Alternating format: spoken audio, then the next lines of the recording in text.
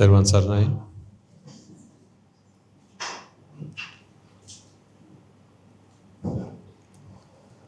I see some new faces today. We see some new faces every day, don't we? First timers? Give us a show of hands. Welcome.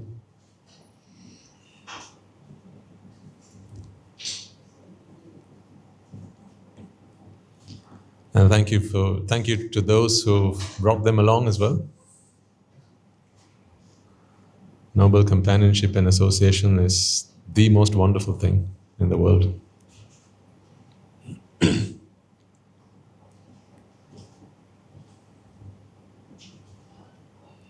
It's good people who tread along the good path to a good destination. But it's great people who bring other people along on that journey. And I'm sure each and every one of you is probably responsible for someone else in this audience and their being here. That's quite a remarkable thing to do.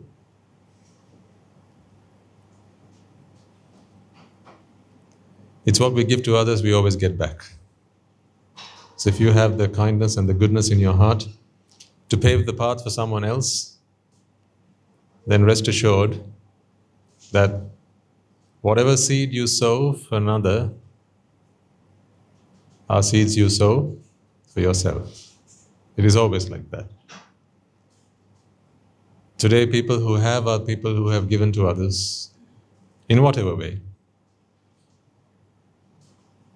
If you are blessed with knowledge, it is because either today or in the past, you have gifted knowledge to others. If today you have wealth, it's because either today or in the past, you have gifted wealth to others. There is no such thing called a free lunch. It is all out of hard work and labor that we earn anything in life. Because if vipaka is what we enjoy, then vipakas are the fruits of the seeds that are karmas. Karma generates vipaka. Meaning it is all what we have sowed that we reap at the end of the day, isn't it? We never get to enjoy the fruits of another man's labor. It's never like that. It's always our doing, either good or bad. For better or for worse, we are wholly responsible for what we enjoy in life. And that is why you're all here. Because you want a better life. Anyone here because you want a worse life than what you're already living? Life is too good to you and you just don't want to like it the way it is? Of course not. We all want a better life. A happier life, a more fulfilling life, don't we? A life where we can be content, we can be blissful, we can be joyful, both for ourselves and the people that we care about, the people that we love. That's why you don't come alone. You try and bring your loved ones along. It is all part of that. Because what we sow is what we reap, and that particularly what we give others is what we get back. So we have another day of the Dhamma, and to spend time in noble companionship. So let's begin. Are you all ready? Because the invitation that was made to me as this betel leaves were offered was Swamin Wahanse, out of compassion, please could you preach the Buddha's Dhamma and help save us from the suffering of samsara. I assume that that request was made on behalf of all of you. Or are you here for something else?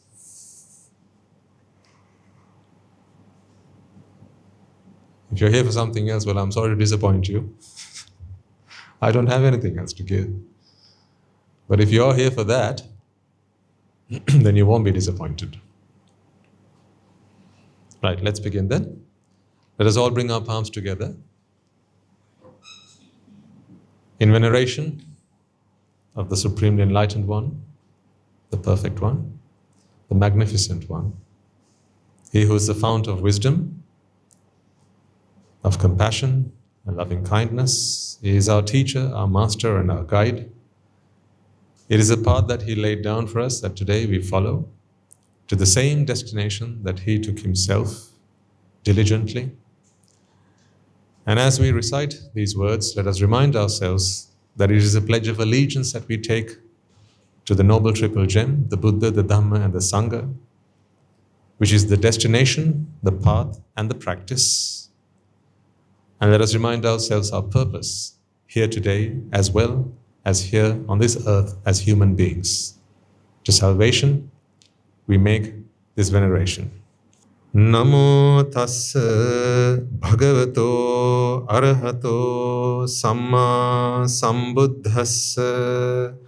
Namo tassa bhagavato arahato samma sambuddhassa.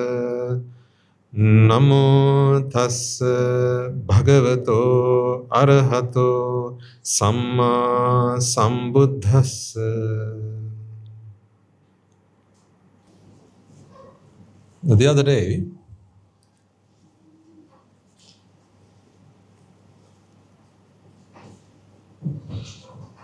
at the monastery, someone walked up to me and asked me a question. And I want to pose that question to you to see what answer you have to that question. So I had an answer. I want to see what your answer is. Okay? Ready? Okay. So this gentleman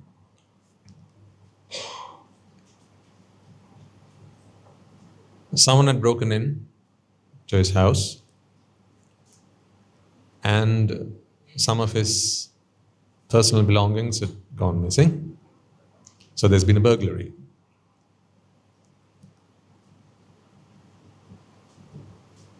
And someone had stolen his phone, among other things. So he reported this to the police. And then, as he continued relating his story, at one point he said, Swaminatha, when I realized my phone had gone missing,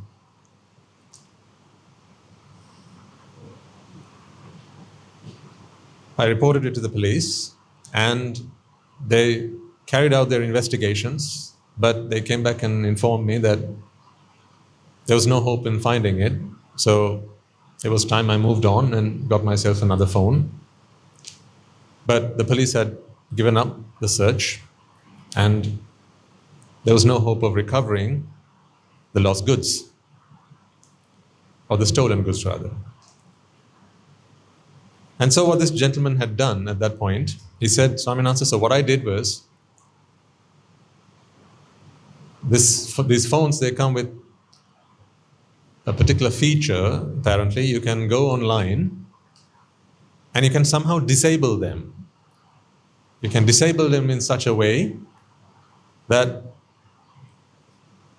whoever has acquired this phone can no longer use it. So it's kind of like a permanent disablement of some sort. So I'm not all too familiar with the mechanics of it. Must be a recent technology. But he said that that was possible and he'd done that. And so he was saying he'd done that because he wanted to make sure that whoever got his phone, whoever had stolen his phone, would not be able to make use of it. But of course, there was no hope of recovering the phone anyway.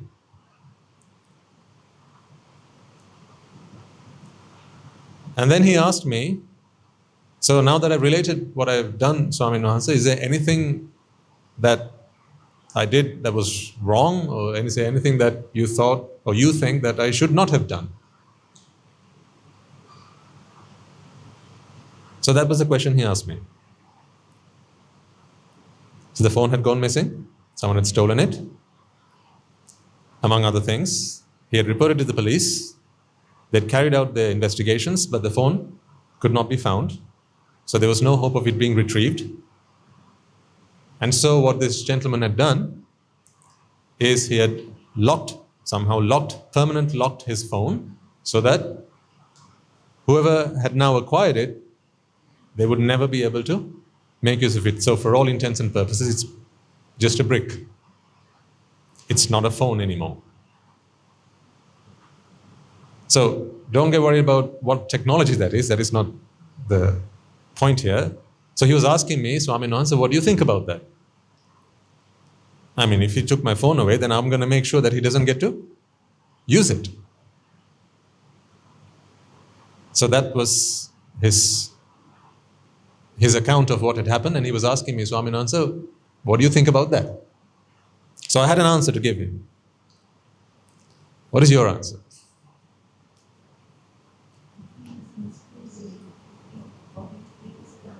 Yeah. That's a good one. I didn't expect that. That's a good one. So what the good lady is saying is, in case, if he had misplaced the phone, so actually let's imagine that he hadn't gone missing, so he'd just misplaced the phone, and then he'd retrieved it. Now that he'd permanently locked it, he would not be able to use it, as in the actual original owner would not be able to use it either. But let's just assume that the phone was actually stolen. Let's assume that it was actually stolen. And there is not a snowball's chance in hell that you're going to be able to retrieve this phone. So someone took it and now it's theirs. Let's say they're not going to be using it in this country. Maybe they're going to take it to the moon and start using it there. Because you'll say, well, they can track with the IMEI number no matter where in the world they are. Right?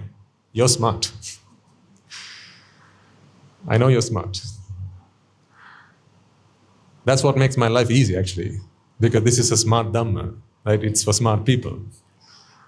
But my question to you is the question that he posed to me, Swaminathan, would you agree? Would you condone what I did?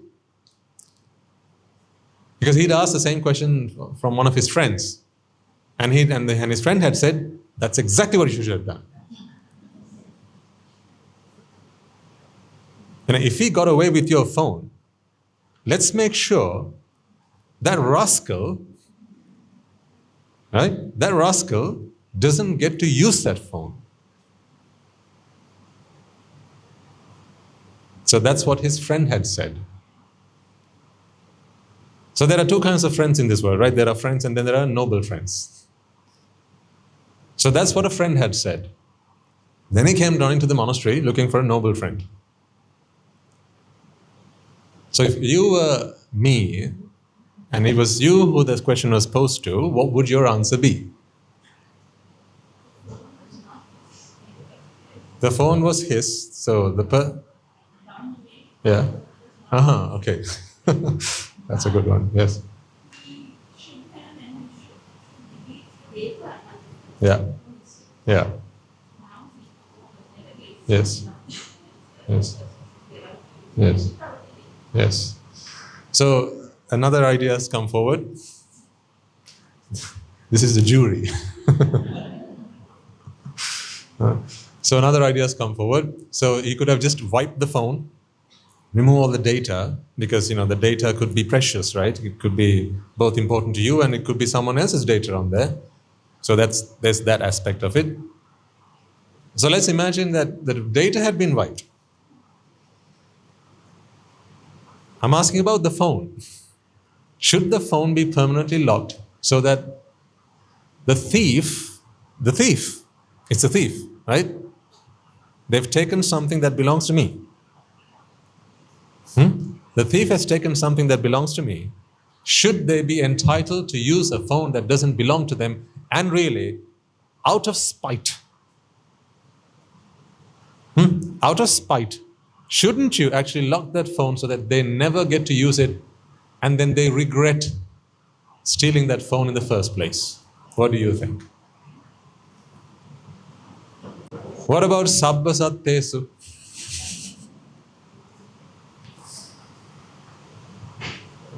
What about sabba sattesu? Metta sahagatena cetasa viharanang samadhiyami.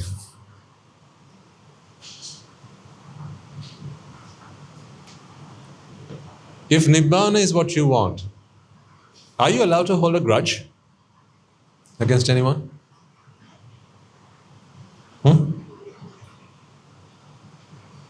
Holding a grudge in your heart, do you think you can get to Nibbana?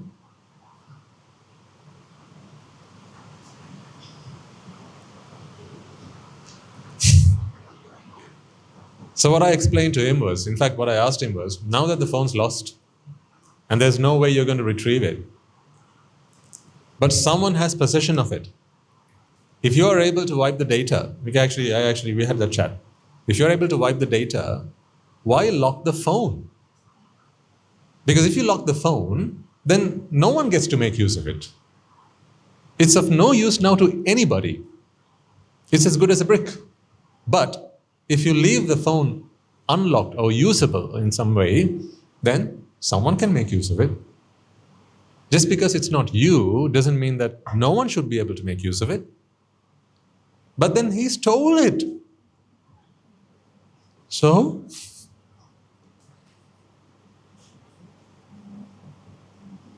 that's your problem.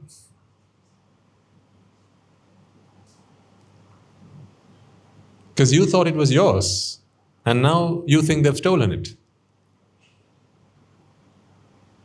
The concept of theft requires the concept of ownership. What's yours in this world is to be stolen.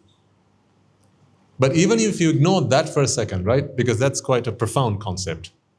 You have to go step in from the second dimension to the third dimension. You've got to start thinking about the fact that these are only chittas. Nothing really belongs to anyone. And then there is matter and energy, right? But even if you park that to a side, just thinking about ourselves as good people, okay? Not great people, just good people. What does a good man do if someone's stolen their cow? And you can't retrieve that. A good herdsman, had someone stolen his cow, what should a man do? Poison it? So that the man who's taken the cow doesn't get to make any use of the cow? What if someone's acquired your land by force? They've acquired your land. Now do you go and curse the land? So that every man who steps foot on that dies young? Or does not get to live there happily? Sabba satte sumetta sahagatena chetasa viharanang samadhyami. It is those people who adhere to that who will actually get to Nibbana eventually. You can't have a grudge against anyone. Not against your worst enemy. Because in this game, there cannot be an enemy. You can't have any enemies, ladies and gentlemen, and get to a state of eternal bliss. How can it be heaven? How can it be paradise if you have enemies around the corner? You know, to get to heaven, first you got to make this heaven. Those who can make the life you live, the world you live in, heaven, they get to heaven. They get to go to heaven. So God gives you a test. He gives you a world to live in. And He says, okay, make heaven out of it and show me. That's what He says. Make heaven out of it. He gives you a family. He provides for you. He gives you a home. So, in my left hand I say God, in my right hand I say Vipaka. Right? So God gives you a family. He gives you a home. And He says, right, make heaven out of that and show me, will you? So He gives you stuff to do something with. And you can do as you wish. If you can show Him that you can make heaven out of whatever is given to you, then heaven awaits you.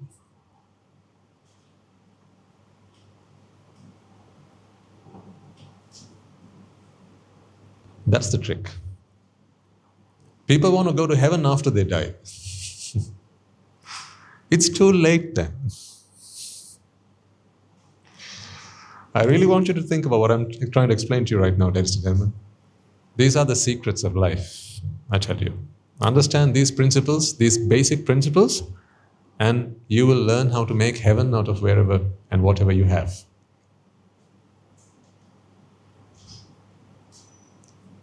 Make heaven out of what you've got. It starts with being grateful, a sense of gratitude. A little appreciation goes a long way. Being appreciative of what you have, being thankful for what you have, being grateful for what you have. Are you someone who, when your most beloved possession is taken from you without your consent, can wish that person well, wholeheartedly, not out of spite, not because it is what you have to do, not because people are watching you, not because you want to all act all like a saint in front of other people. I'm a good man, so I'll always keep blessing them. Find me another day and I'll teach you a lesson. No, but actually, genuinely from the bottom of your heart, someone takes something that is very precious to you. Can you actually wish them well? Ask yourself that question right now. Ask it of you right now. Think of your most prized possession. Think of something, okay, maybe not your most prized, if you can't start with that, think about the one second most. Let's get to the most prized possession in a moment. Whatever it might be.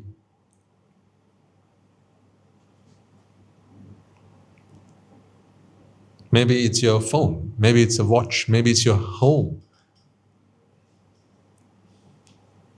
Whatever, think about it. Maybe it's your job. Someone wants to kick you out and they won't take that position in your company, and they're bad-mouthing you all the time with your boss, and eventually they manage to kick you out. And now they're in that position, now they're in your office. And on the day you leave work, they say, looks like someone's leaving. That's what they say. They tell you, looks like someone's leaving. Bon voyage.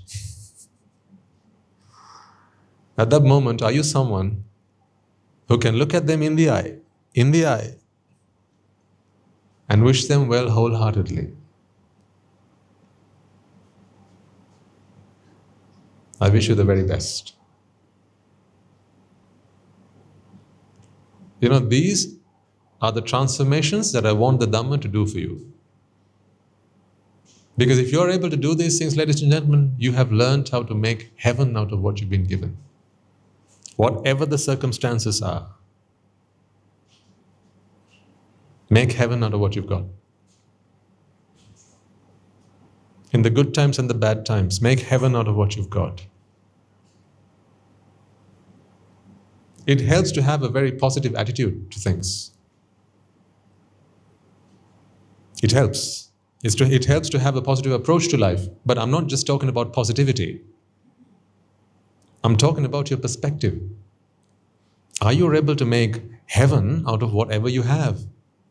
See, if you were able to make heaven out of whatever you have, there wouldn't be a day where you'd be angry. There cannot be days where you're angry. Because when you're angry, you're not in heaven, are you? What does it feel like you're in? The other edge. When you're angry, where does it feel like you are? In hell. God didn't put you in hell. The devil didn't put you in hell. You made hell out of what you were given. You make your own heaven and you make your own hell. See, you are the creator.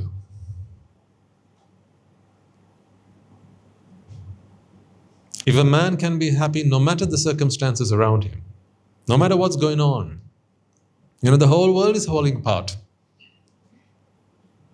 People are accusing him, false accusations. People are taking away from him his most prized possessions. People are defaming him.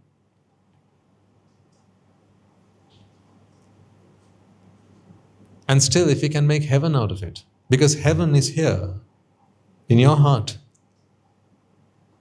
Heart is where heaven is, heart is where hell is. In your heart is where you can make heaven, and in your heart is where you can make hell. Why we come here is to learn the dhamma, so that no matter what our circumstances, our environment presents us with, we can make heaven out of it. Because right now, you're quite capable of making hell out of a given situation. You don't need my help for that. That's why when you're angry, because you make hell out of a given situation. The other day I was trying to explain to you, there are only incidents in this world, remember? Who makes an accident out of an incident? You do. Because there are only incidents in this world. So once again I ask you the question, are you someone, so let's go back to that gentleman. So I asked him the question, so sir, why did you permanently block that phone? And his simple answer was, well, if I can't use it, and besides, if he stole it, then he should be punished. Why should he be allowed to use my phone? I didn't gift it to him, he stole it from me. That's called a grudge.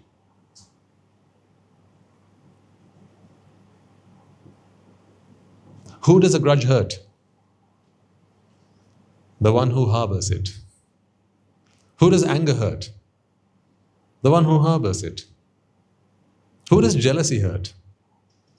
The one who harbors it. So why harbor it? Let it go. If you want to harbor something, harbor kindness, harbor gentleness, harbor generosity, harbor charity. Those are good things to harbor. Don't harbor anger. Don't harbor animosity. Don't harbor greed. But I know it's easier said than done. It's easier said than done when you don't have the principles, you don't have the theory, when you don't have the way to get there, when you don't have the path. That's why there'll be many a good book written about how a human being must live his life and be good and kind and gentle and generous to everyone. But those books won't tell you how to become someone who's like that. You know, it's one thing to show someone a destination, but it's another to lay down a journey for him so that he can get there. That's why I said the Buddha, Dhamma and the Sangha represent three very important things, ladies and gentlemen. Buddha is the destination. There would be no point in me just telling you, Buddha, Buddha, Buddha, get to Buddha, without giving you the Dhamma. Dhamma is your journey to that destination. But still, there wouldn't be a point in me showing you a journey to a destination if I didn't teach you how to walk, how to get up on your own 2 feet and walk. That is the practice, and that is what Sangha stands for. Now, equipped with these three things, is there anyone that can stop you? If you know your destination, if you know how to get there, and if you know what you need to do to get there, then you are invincible. You are unstoppable. That's why we take refuge in the Noble Triple Gem.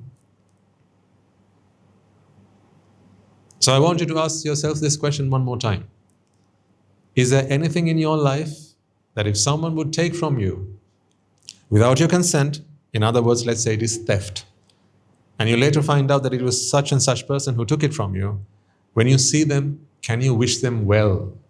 Whatever that thing that you've lost or that they have stolen is able to do, you want it to serve its full purpose now with its new owner. Are you someone who can do that? Yes, Swaminas, I can do it with my phone. All right? Can you do it with your wallet? Yes, Swaminas, I can do it with my wallet. All right? Can you do it with your car? Maybe Swaminathan. I think I probably could if I came along to a few more Sunday sermons. I think I could, Swaminathan. Yes, I think I could. I mean, it's not unachievable. I can see the light at the end of the tunnel, Swaminathan. With that one, yeah, it's possible. What if someone took your house, your land, your house, that house that you built for 20 long years, you labored. You've been paying your mortgage and you just about paid it off, and now you get this nice feeling, this comfy feeling that it's my house, and someone comes and takes it from you. And they kick you out.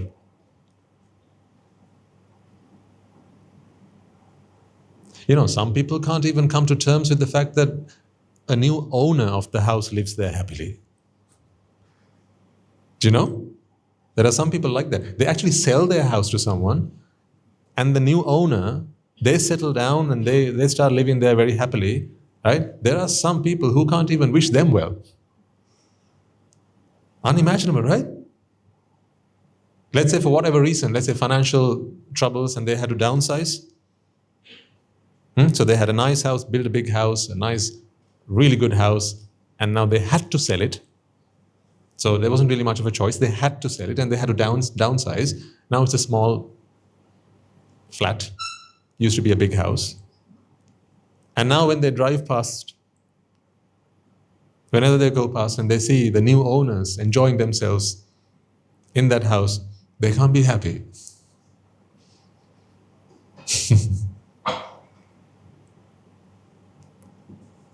They give them a smirk, not a laugh or a smile.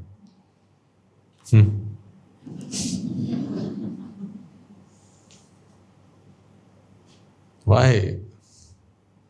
Why did they build that house? To be happy. Why can't they be happy now?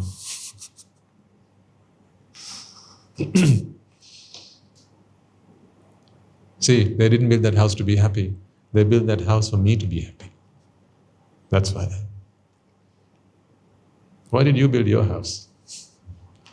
To be happy or for you to be happy? Don't answer. Don't answer out loud. But do answer, just not out loud. That's loud enough when you can hear it. If you can hear the answer to these questions, that's loud enough.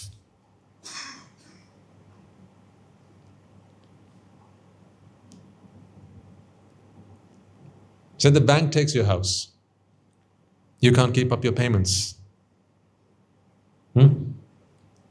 What's it called? Foreclosure, isn't it? Yeah. So the bank takes your house.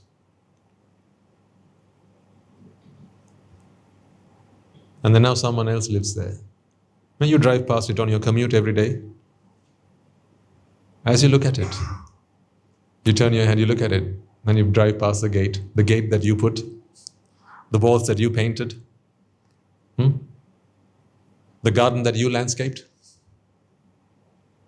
all that, the ones that you did, your own hands, that you did some of the work yourself. And then you see the new owner walking out the front door, and stretching his arms and legs like, he's having a good time. He's really enjoying his new house. Can you wish him well from the bottom of your heart? No resentment.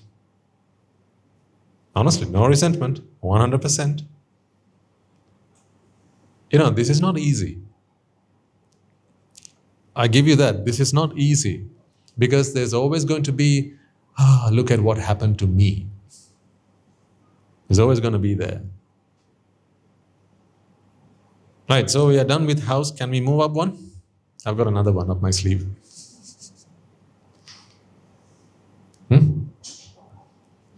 Let's say you were in a relationship.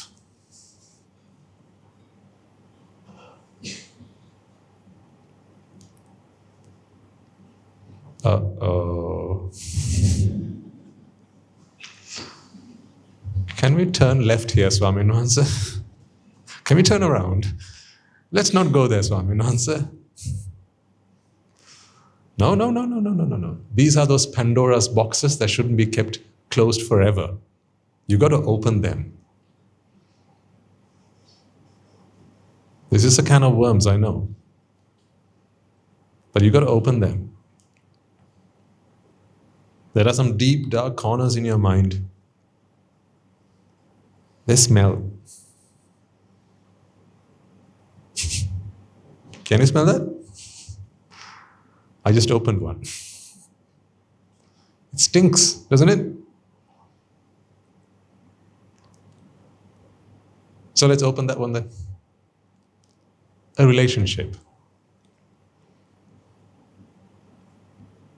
She or he dumped you, not the other way around.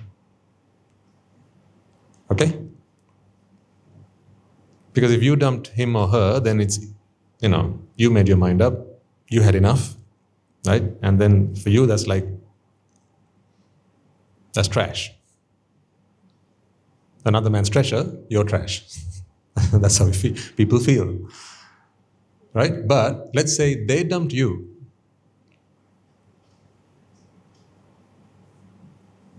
And it was heartbreaking. That's the last thing you wanted because you were so deeply in love with them.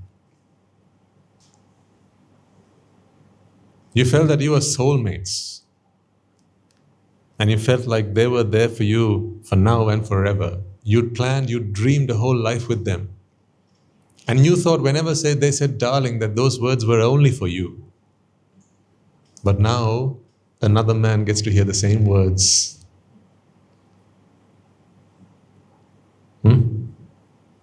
Another woman gets to hear the same words. Honey, I thought I was the only honey. No.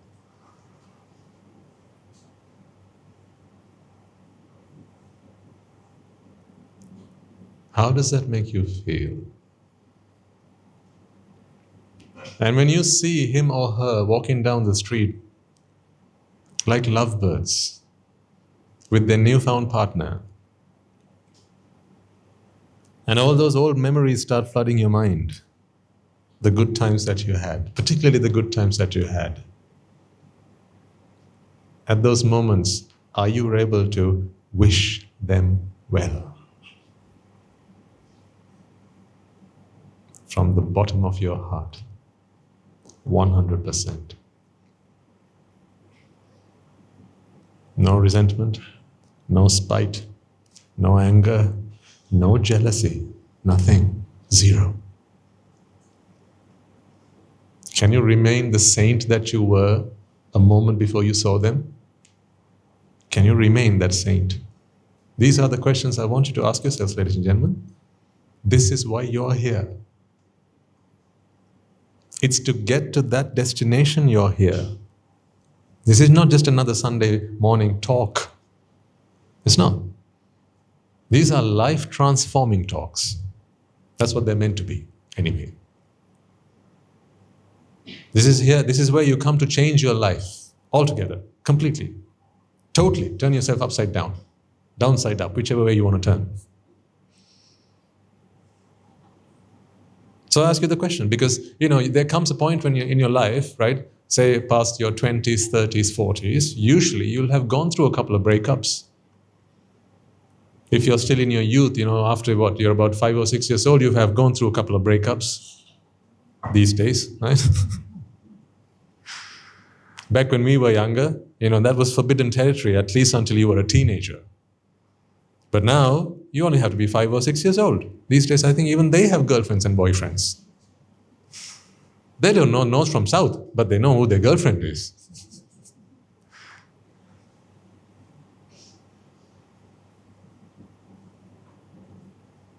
So, you tell me. But it's loud enough if you can hear it. And if you've actually gone through something like that, now revisit that situation. Just imagine if they walk through this door right now. Your ex-partner. You didn't dump them. They dumped you. Just to make it a little bit more spicy. Because it's bland otherwise, isn't it? You dumped them. Yeah. Second hand. But when they dumped you, you feel like you're second hand. Huh?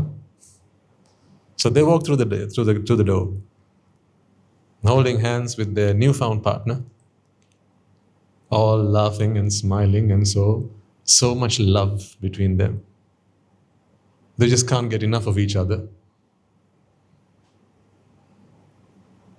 And they walk up to you. And then she wants to introduce her new partner to you. She wants to introduce her new partner to you. Or he wants to introduce his new partner to you. So they walk up to you. Now you have to be able to put your hand out and shake hands with them and put a smile on your face, a genuine smile, not a fake smile. Not a, oh, I so don't want to be smiling to you right now, but I have to because I can't show that I'm weak. Sometimes you smile because you don't want to show others that you are weak. See, this is a mask that you put on. For how long are you going to keep hiding behind a mask? This drama? When I stop going to being a drama queen, when are you going to take that mask off so that you can present your actual self? That's what the Dhamma is here for. To make the best version of you so that when you're in a situation, when you're with someone, you don't have to make up a different version of you because your version is not good enough. So in that kind of situation, or let's say you're still with your partner, you're still with the person that you love, but at some point in that relationship, they cheated on you. And it's that person that has just walked into the room. It was just a fling. You found out, and now they've just walked into the room. Are you able to look at them and wish them well? No resentment, no anger, no jealousy. Today's a tough day, isn't it? It's getting hot in here, isn't it? Why, did I hit a nerve?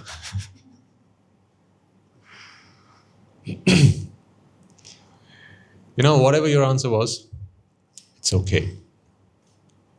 Whatever your answer was, it's okay. It's all right. Don't worry, it's all right.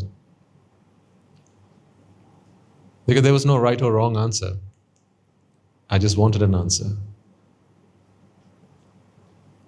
First of all, you have to accept that answer. That's the most important thing.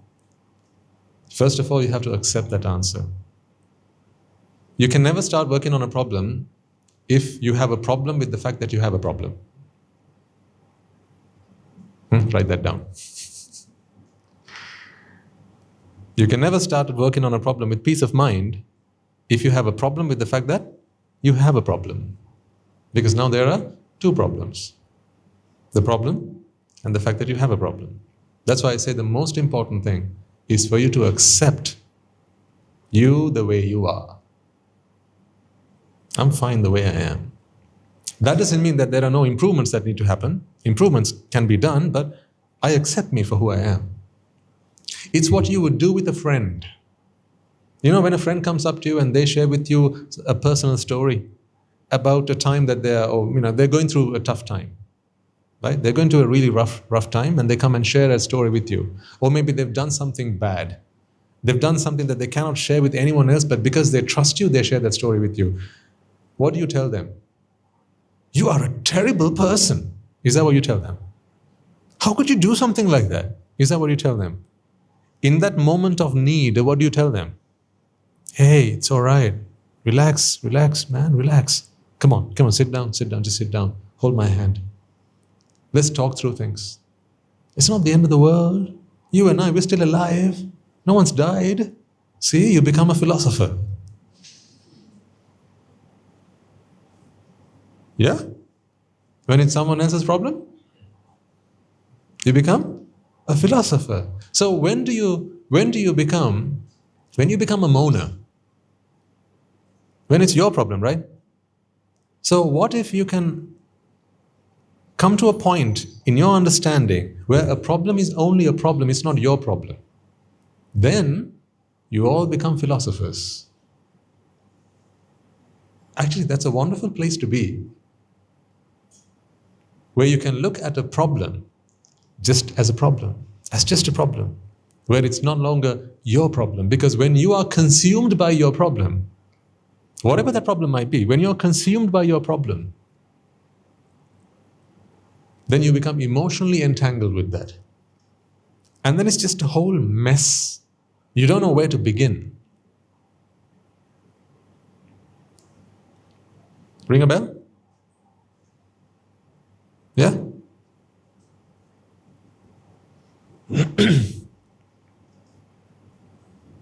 You find out, as a parent, let's say as a parent, you find out that your child is in a bad relationship. You would never approve of it, and they've got themselves into a relationship. So you're the father, your daughter's got herself into a relationship, and you don't approve of it one bit, because you know that guy, he's a bad man. He's got a bad reputation. Everybody knows that he's this kind of person. He's a womanizer. But your daughter's fallen for him. Now there's a problem. You can make it your problem if you want, but then you cannot be philosophical about it. Then you become emotional about it. And then you do more harm to your daughter than that man does himself. Because you see, when your daughter, if you give your daughter good advice, she can live her life, the rest of her life, without that man. That she can come to terms with. But what if you say something that's going to hurt her and scar her for the rest of her life? I don't think that she could live without her father. But sometimes that's what people do when they're too hasty. They say things, they do things that ends up doing more harm to your loved ones than what you're trying to save them from. That's no good, is it? But then when you become emotional about a problem, you get too entangled with it, it consumes you. When you are consumed, when you become part of the problem, how can you find a solution? That's the thing. This is why, ladies and gentlemen, the Dhamma is your only savior. See, what did we talk about last week and the week before? We were talking about the self-delusion. We were talking about the fact that the mind creates an entity, an identity, a self. It is after you create this entity, things that are out there somehow start forming a connection with this self that you have created in your mind. So you see, for as long as that keeps on happening, every problem out there becomes your problem.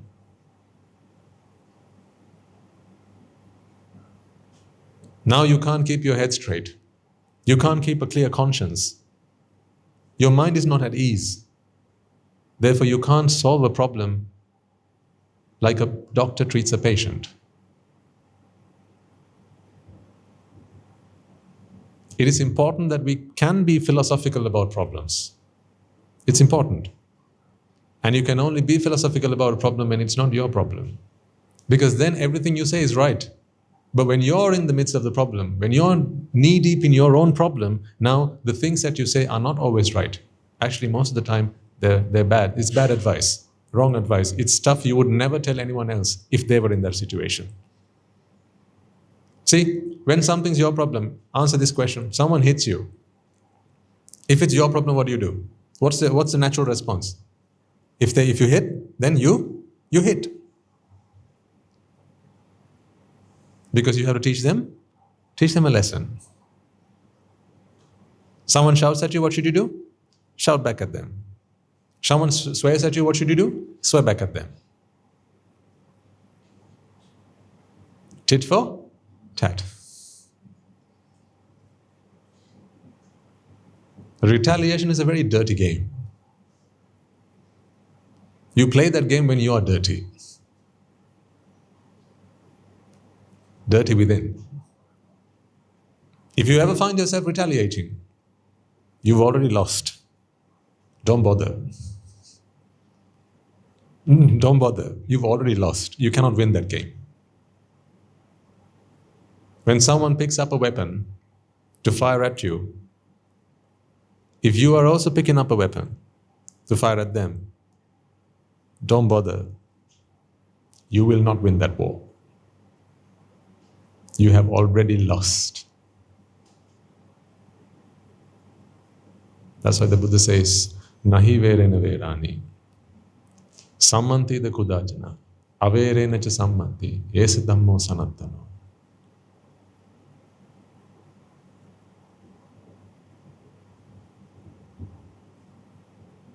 With anger, you cannot fight anger because you have already lost. If you are angry here, you've already lost. It matters not what harm you are due to do or impart or inflict on the other party, you have already lost.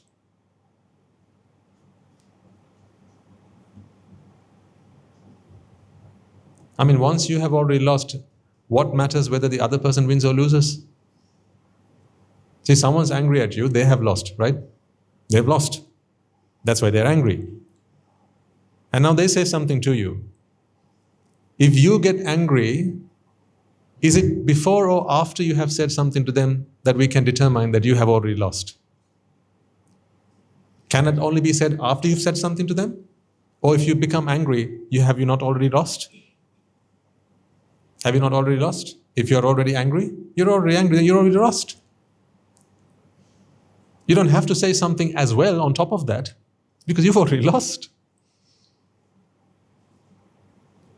But once again, I tell you, this is a desired state, a place where we should all aim to be. This is our aspiration. This is Nibbāna, ladies and gentlemen. How do you know you're getting to Nibbāna? Ragakke, dveshakke, mohakke, Nibbāna.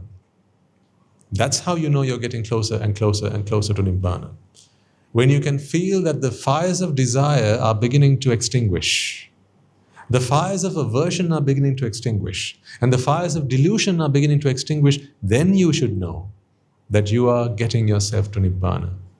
It's not how much dhamma you know. It's not whether you can give a good sermon. None of those things qualify. I could come here and practice a good speech and give you one. I'm good at that. That's just a good speech. That's just a good talk. A good talk doesn't mean a good walk. They're not the same thing. Many give good talks, don't they? But hardly any take a good walk. So that's where you have to gauge your progress on the path to Nibbāna. That's why, from time to time I'll say these things. If you see your partner, your ex-partner with someone else, can you be peaceful? Or will the fire of desire ignite in your heart? Will the fire of aversion ignite in your heart? Will you start to wish them ill will? Will you start to curse them?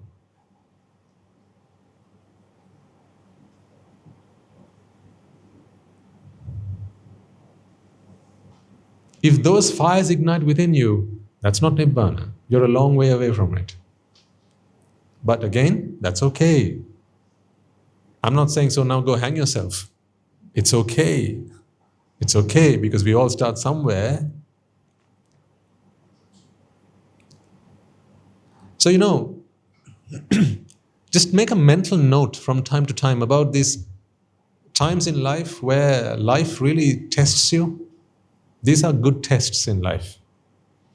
This is the classroom where we learn stuff. That's why I always say, go into the what of life to check yourself. The what of life? The lab of life. Always take what you have learned here to the lab of life and carry out those experiments and see whether this theory stands. Or is it just a theory?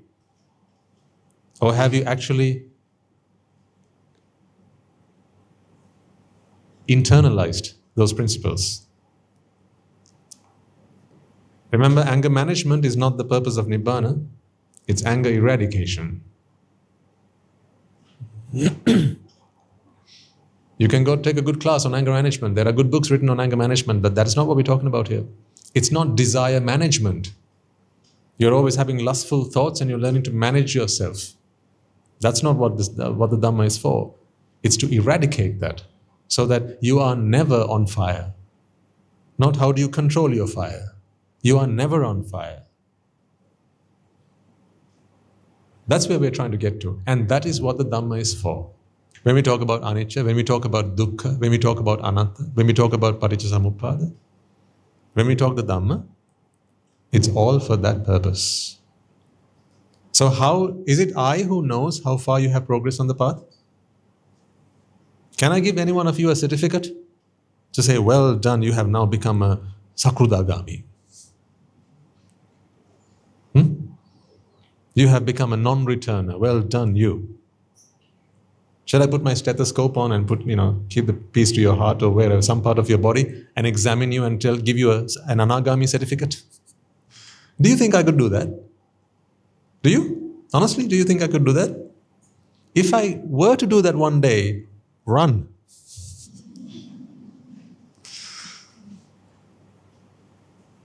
And never turn back. Just run. Run as fast as your legs can carry you out of this place. Because I will have gone insane. So mark my words today. If ever I ask you, come forward, let me examine you and tell you whether you are a Sotapanna, Sakrudagami or Anagami. Run.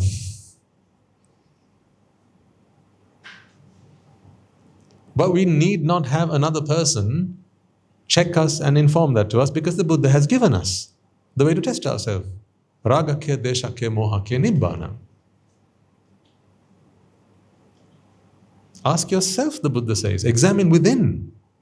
Check. Do the fires that used to ignite within you not do so anymore? Have they been extinguished? If you are someone who always used to get angry, always on the edge of your seat, are you someone who doesn't... I think I hit a nerve somewhere.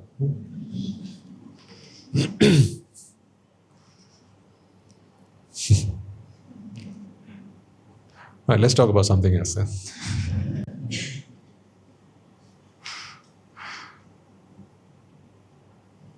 If you used to be someone who used to get angry all the time, has that changed now? Is it because of self-restraint? Or is it because you just don't get angry in the first place? That's the real victory. Remember, I'm not talking about learning to control yourself. It's not that. It's not about controlling. It's not about self-control. It's about self-eradication. Because for as long as there is a self, you will have to control the bugger. Won't you? For as long as there is a self, you will have to control it. Therefore, people will always talk about self-control. Have a bit of self-control about you. Come on, we're in public. Self-control, decency, come on. People will expect that of you. But what if there is no self? Then who's there to control?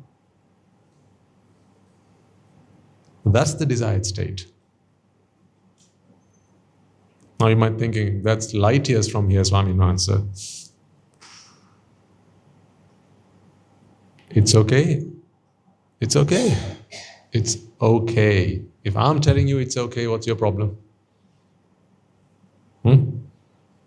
If I'm looking at you in the eye and telling you whatever your problems are, it's okay. If I have accepted you, what is your problem?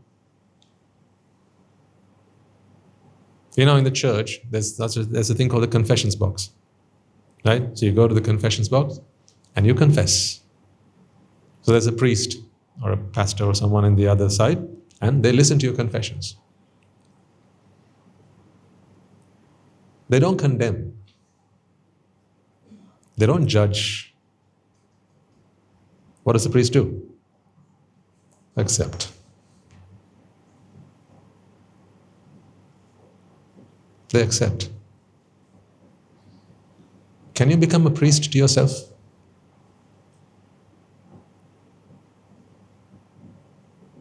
Before you become a priest, to another.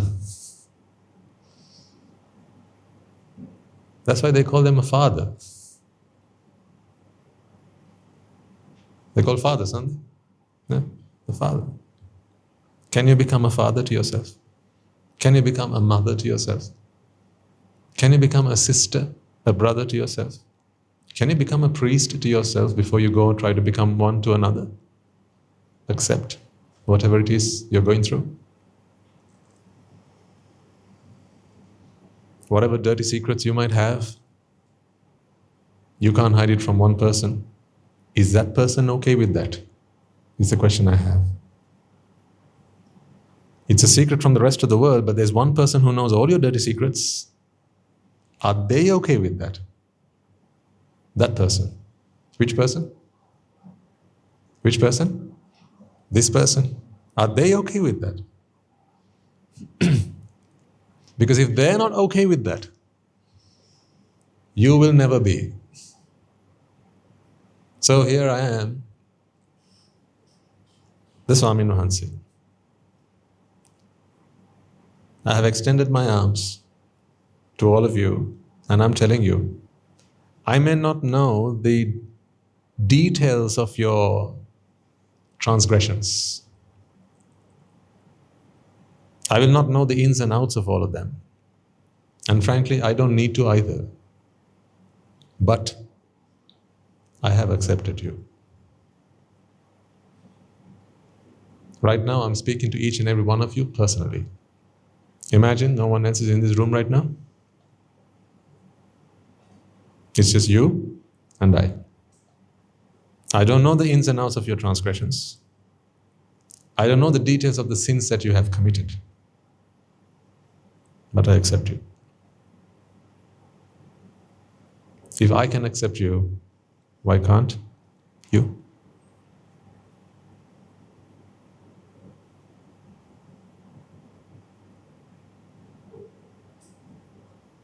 So be okay. First, be okay. Then you can become great.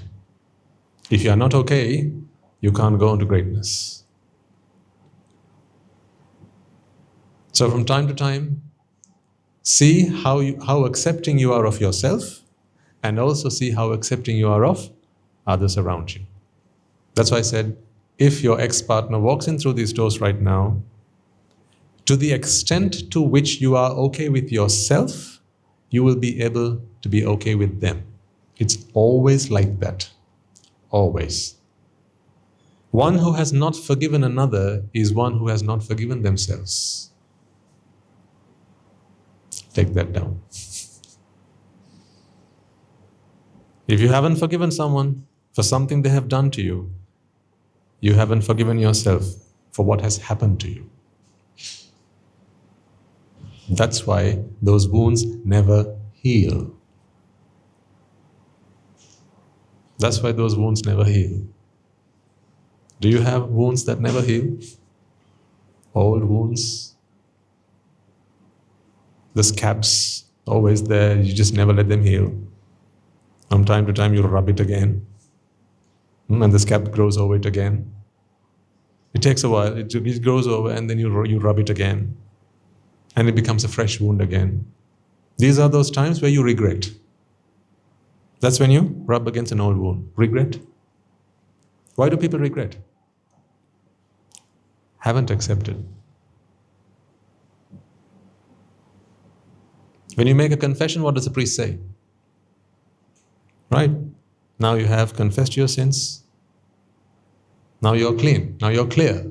From here on, let's work towards the light. The Father has accepted you. Right? From here on, let's work right. Let's get on the right path. So I want all of you to become a priest yourself. Whatever hidden secrets you might have, right? If you get home today, before you go to bed, close your eyes and remind yourself, what did Swami Nuhansi tell me this morning? He said, he accepts me. If he accepts me, why can't I? And whatever it might be, however, how bad it might be, however bad it might be, accept it first. And then you can move on. Because, the reason I say this, ladies and gentlemen, is because until you are okay with who you are, you can't do anything about who you are. When you're not at peace with who you are, this you who is just keeps running everywhere. They're always running around. You're always chasing after it. You can't catch it. So then you can't do anything about who you are. To do anything about who you are, first you have to accept who you are. Because once you have accepted who you are, then they come quietly, calmly sit down beside you. Now you can work on them. So whatever Dhamma I'm going to be talking to you about in a moment will only make sense to you if you can be okay with who you are. Because that's when you can apply the Dhamma on yourself. Otherwise you're just running around all over the place. So that's why when we talk about these things, you're reminded of your past, things will come to your mind, right?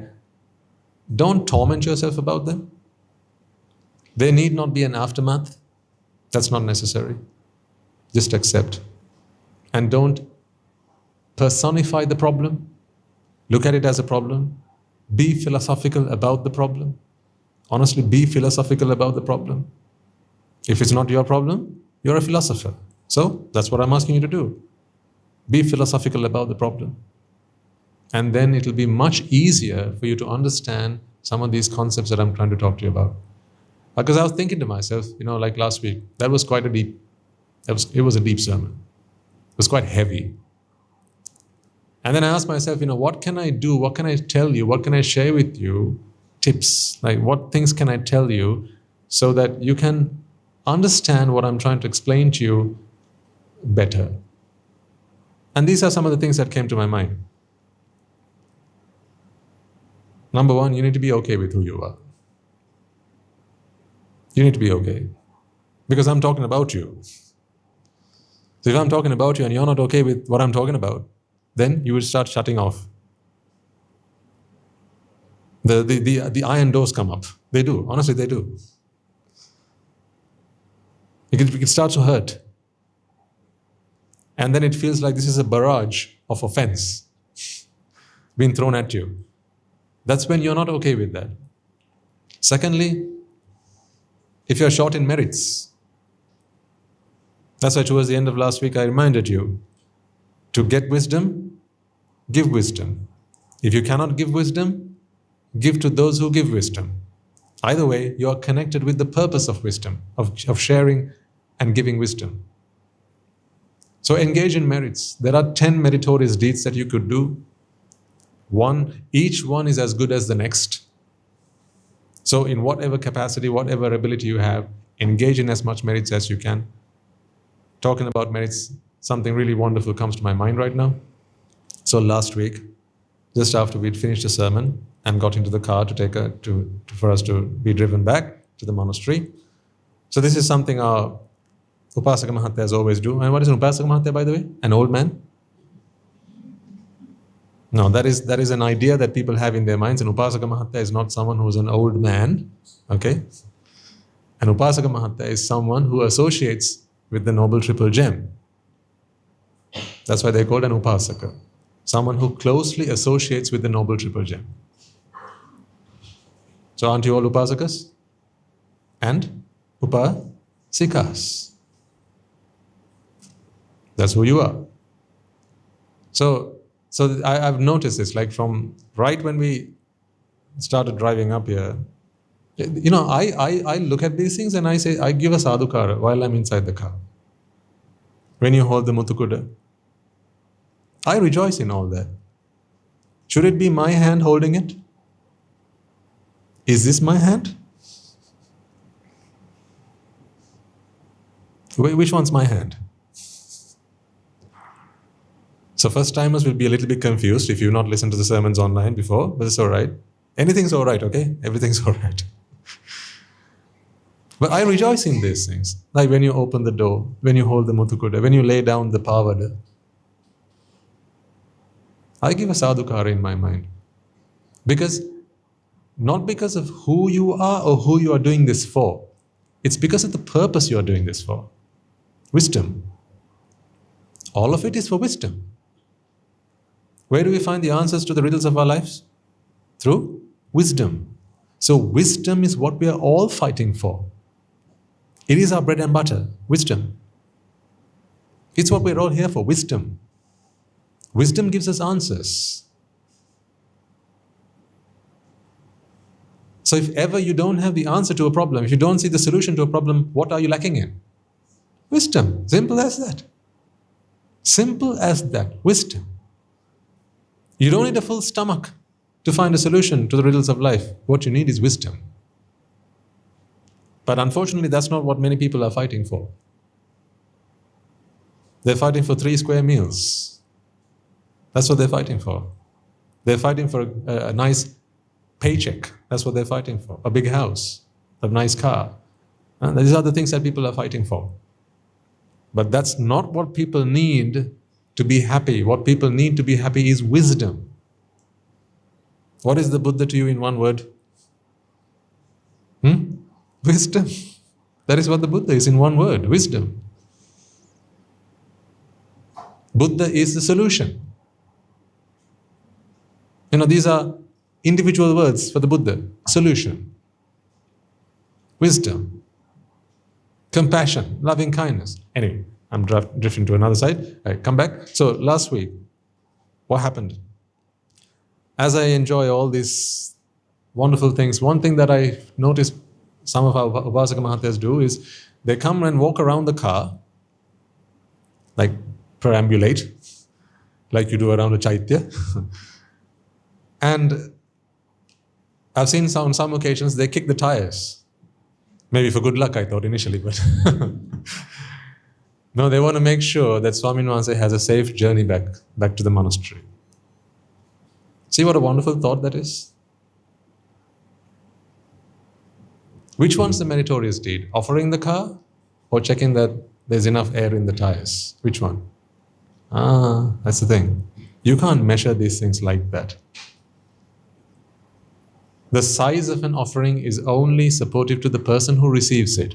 The intention of the offering is what helps you, the person who does it. Intention is always what matters. Chetanaham bhikkhave kammang vadami. So never get worried about, embroiled in, engrossed in the size of your offering. If you can give something big, it will help the person who receives it. Yes, a hut versus a house. In a hut, maybe 2 people can live. In a house, 10 people can live. Who's benefited? The recipient. Intention, may they have shelter. Whether it is a house or a hut, may they have shelter. If that is the intention you throw into the universe, what does the universe throw back at you? Shelter. The universe doesn't care the intensity or the size of it. It only cares about the intention. Because the vipaka is always the same size. You don't have big vipakas and small vipakas. It's always intention. So there are some Upasaka Mahathas. I don't like to call them gentlemen. They are more than that, that's why. Sometimes I think, it's whether it's right to call you ladies and gentlemen. Well, I should really be calling you Pingmaturi. So I looked at the English translation of the word, and it's meritorious people. That's a mouthful. So for want of a better word, I call you ladies and gents. Because Pingmatuni and people won't understand what I'm saying. They're like, why is that man calling them Ping something? It's a Ping. See, that's why you are referred to as Pingmatun. Meritorious people. How do we know that you are meritorious? You're here, right? Doesn't that qualify? You're in a sermon. Doesn't that qualify? There you go. So when you do all those things, like walk up here, offer this, there's a glass of water here, set the place up, look at all the decorations that you do. Also that people who come in, they can rejoice in the sasana. This gives them peace of mind. It gives them a pleasant state of mind with which they can then go on to listen to the sermon. That's what this is for. You don't need that for the Swaminatha to do a sermon, clearly. Do you need that? That flower arrangement, do you need that for the Swaminatha to do a sermon? Of course not. All you need is a microphone, somewhere to sit. It doesn't even need to be a dharmasana. You can just give me a chair and the Swaminatha can do the sermon. So why all this then? Is this an extravagance? It's not, ladies and gentlemen. This is merit. That's what it is. It is intention. The intention to give for wisdom. That's what it is. So when you walk into this room and all of this is done, it's all set up, you have nothing to do, still watch, observe and give a sadhukar. Because it doesn't have to be your hands doing it.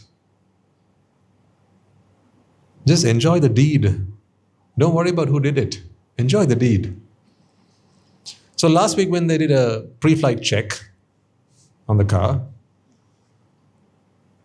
a few of them noticed the fact that the tires they'd been deflated. The tires had deflated, I think the rear tires.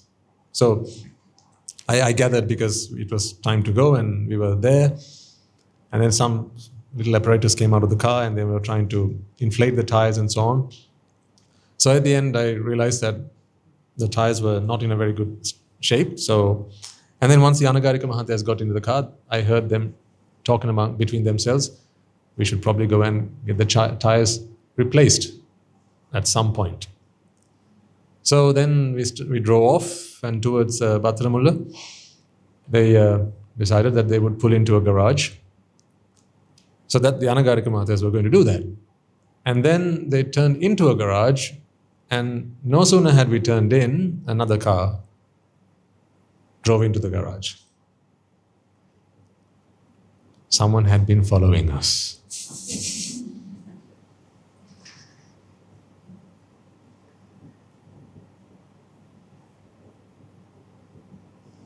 Someone had been following us.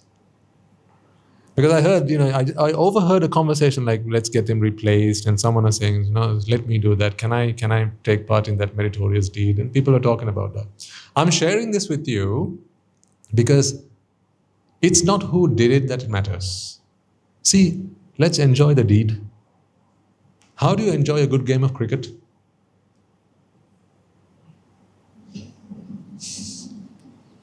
That's the thing, right? It's very difficult, isn't it? Because you only watch when Sri Lanka play. At least when I used to enjoy cricket, I only used to watch when Sri Lanka played. That's when you can least enjoy a good game of cricket. Why?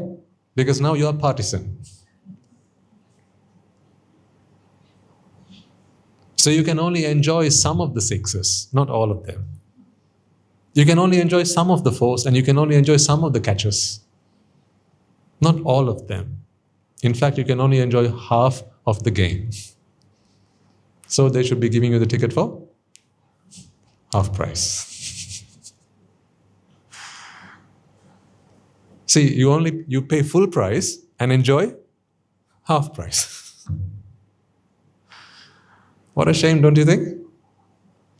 So to enjoy a good game of cricket, you should not take a side. And then you get to enjoy every throw, every ball, every strike, every catch. The batsman strikes the ball, it's up in the air, and you think, oh, that's going for a beautiful six. Incredible, what a shot. And then someone comes running under it and then catches the ball. And then you should be able to say, what a catch. And then they drop the ball. And you say, what luck.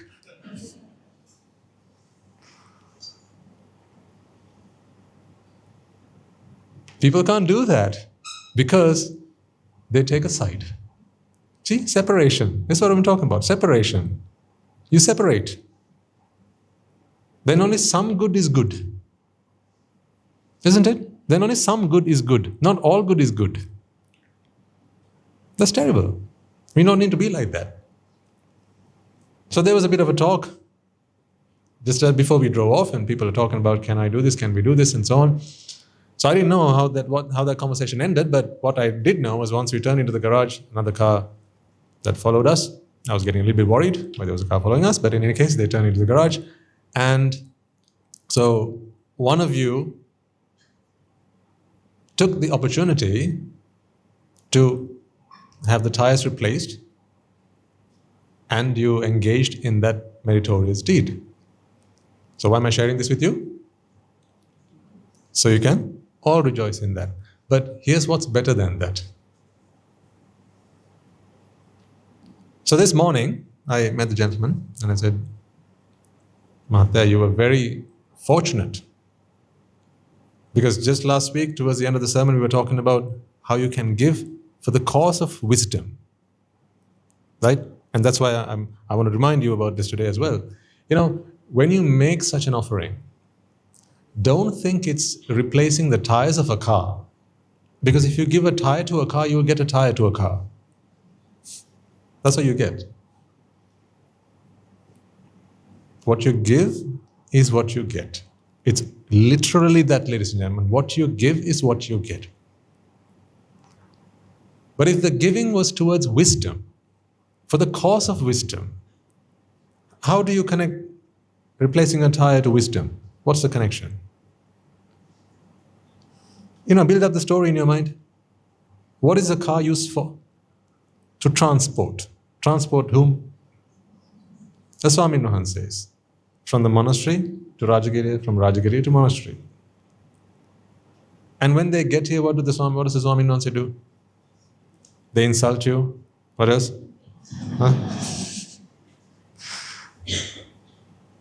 What else? Huh? They give you the sermon, and the sermon contains what? Wisdom. The sermon contains wisdom. And as you listen to the sermon, your wisdom faculty begins to grow. And it strengthens. And then you become a happier person. So isn't that what the car helped do? So if that's what the car helped do, what did the tires of the car help do? The same. What did the fuel in the car help do? The same. That's what I mean. Whenever you make an offering to whoever, particularly if you're talking about the sasana, whether that is a fan, a clock, a microphone, a camera, a roof, a hut, a whiteboard, a marker pen, a muthukuda, a pavada, some flowers to offer at the Buddha's feet, a statue, a robe, an alms bowl, or some alms food. Now when Swami Nasa comes to you on Pindapata, what do you offer? Don't just offer a slice of bread or a spoonful of rice. Don't just offer what you brought from home, is what I'm saying.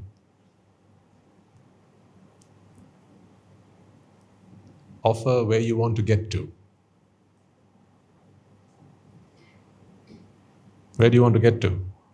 Nibbāna. And what do you need to get there? Wisdom. So offer wisdom. This is for wisdom. So when you put that slice of bread into the alms bowl, in your mind, have that path, connect wisdom and the slice of bread. You can all have that story in your mind because you know the Swami Nasa is going to consume this and that's going to give him energy. What's he going to do with that energy? Play, run around, sing, dance? What's he going to do? He's going to practice the dhamma. He's going to listen to the dhamma. He's going to preach the dhamma. He's going to meditate. He's going to do the sasana. And then he's going to get the energy to give wisdom, to practice wisdom, either for himself or for everyone. Most likely both. And for that purpose, I give. Now you're not just giving a slice of bread. Now you're giving wisdom. In every offering you do, ladies and gentlemen, please do that. What if you're offering some medicine? Maybe it's some balm. Say a small tub of balm, a toothpaste, a bar of soap. Can you make that connection between that and wisdom? How does a toothbrush help you attain Nibbāna? Where's wisdom in a toothbrush? Is it in the bristles? Where is wisdom in the toothbrush? It's in your mind. So what is the Swami Nasa going to use the toothbrush for? Well, just to brush his teeth, right? That's what he's going to use it for. How does that help for us to attain Nibbana, and how does that help the purpose of wisdom? Well, if you brush your teeth, you can maintain good dental hygiene. If you can maintain good dental hygiene, then he's going to be able to talk and share the dhamma. Then he won't have to be sick. And then he can come and give us a beautiful smile, which will make us happy, and which will help us to understand the dhamma better. Meaning, it will help us to imbibe wisdom. See, connect wisdom always to whatever you give. It doesn't even have to be what you give. Someone else gives something. Maybe they don't have this story in their mind, but you can. Can't you? Someone offers a bar of soap because it's just a bar of soap. They think the Swami Nasa smells. Swami Nasa, take this bar of soap and go get a wash, will you? That's why they're offering it. But in your mind, can't you connect that to wisdom? See, that's what I'm saying. You know, the wise always wins. The wise always win. So if you want to win, all you have to do is be wise. And if you want to be wise, you have to have wisdom. So I was saying, what was even more beautiful than the offering itself of the tires at the garage was when I met the gentleman this morning. He said, Swami Nasa, you know what? Many others contributed to that, and they all took part in that meritorious deed. So then I said, sir, how generous you are. See, actually, that is something that really has to be appreciated. You know, it's one thing to find a meritorious deed and do it all by yourself. I'm greedy for merits. Some people are like that. I know you're not, but there are some people who are like that. When they find a meritorious deed, they will make sure that no one else gets a chance to do that.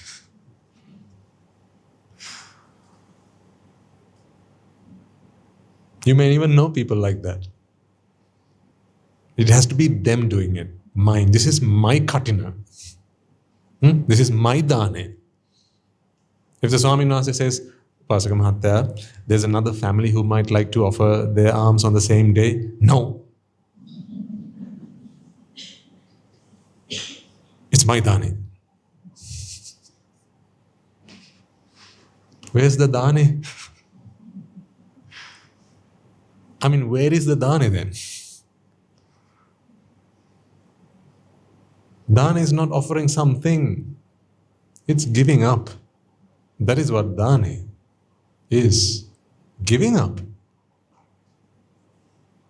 The more you make something yours, the less you have given it up.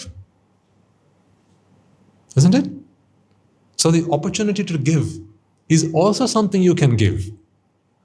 That's why we call it the gift of giving.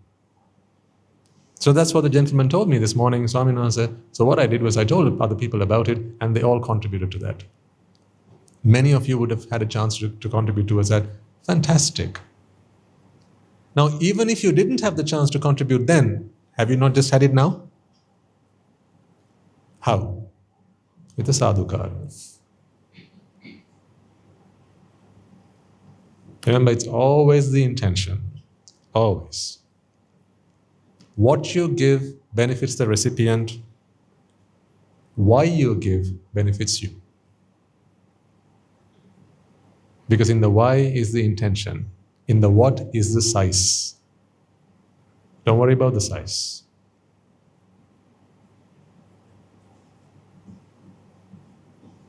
But that's not to say if you invite 10 Swami Mahansis to an almsgiving at home, just give them one slice of bread and say, Swami Mahansa, I wanted to offer one slice. My dana is done. You somehow manage that slice of bread among the 10 of you. Don't do that. I mean, we have to be sensible, of course, right? But despite that, the fact of the matter remains that it's the intention with which you give that always scores you the points. On your merit board, that's what scores you the points. Intention. Those who have a lot, may they give a lot. Those who have some, may they give some. Those who have little, may they give little. So that eventually they will all have lots. And when there is available in abundance, then everyone gets to benefit. See, isn't that what we are doing here as Swami Nohan says? I practice the path. I contemplate the Dhamma. I spend a whole week under my teacher's guidance and in his shelter. I listen to what he preaches. I practice it. I learn it. I study it. I practice it discuss it with our other monks, just to make sure that what I've understood is right. And then I come here and I give it to all. That's what we do. So when you have lots, give lots. If all I knew was a Jataka tale, I'll come and give you the Jataka tale. If all I could was give you the 5 precepts, then that's what I would do. Whatever I have, I'm prepared to give. That is what we should all do. Whatever you have, give, ladies and gentlemen, because that is how you got them in the first place. That's how you got them in the first place. We are all very lucky and fortunate, not because we have. Now remember that. We are all very fortunate, not because we have, but because we have the opportunity to give. That's why. That's why we are so fortunate. Because having is simply for today. If you have today, you will live for today, and that will be the end of it. What gives you a better tomorrow? What gives you a better tomorrow? The opportunity to give today. Not having today, but having the opportunity to give today. So which one is better? Which one is more fortunate? Which one should you be more fortunate to have? The opportunity to give. So whatever you have, if you have knowledge, give knowledge. If you have skill, give skill. If you have time, give time. If you can lend a year, lend a year. If you know the path, guide someone. If you have an extra seat, bring someone. If you have an extra plate, feed someone. That's what you should do. Then you will become bountiful.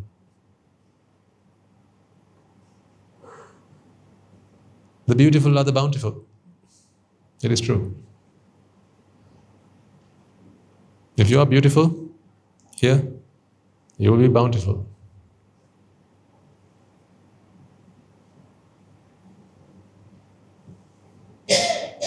So these are the transformations that I want for all of you. This has to happen within you. And I know it's happening because, I'm observing that in you. I can see how you work together. That's something I really cherish in you as a community. And I have to say this, actually. I really have to say this. How you work together as a community, like a swarm of bees. I've never seen any, I want to be better than him, she has to be better than her. Right? There's never someone who says, I have to be the first one to offer something to Swami Mahansa's alms bowl. No, it's however you are queued up, that's the way you are queued up. I've seen on plenty of occasions, and I love this. I've seen on plenty of occasions where someone might be a first timer. They don't know that there's an alms round thing that's going on, and people will actually give what they have to the other person so they can offer. Isn't that just beautiful or what? I don't know how much merits you earn by doing that. I earn lots of merits by watching you do that. Because I understand the gravitas of such an offering. I understand the profoundness of that offering. It's not just the gift, it's the gift of giving. Because sometimes people might want to give something and Swaminas, I gave that. Swaminas, say, look at me, Swaminas, I gave that.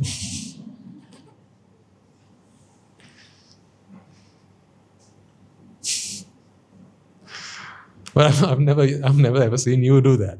Like Swaminas is looking at the alms bowl. You drop your food into the alms bowl and Swaminas, I gave that. See me? I gave that.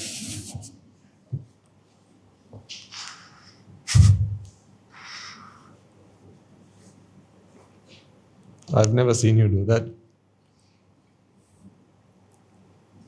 Because I'm very fortunate to associate with such good people who just want to give. You don't care about who's giving.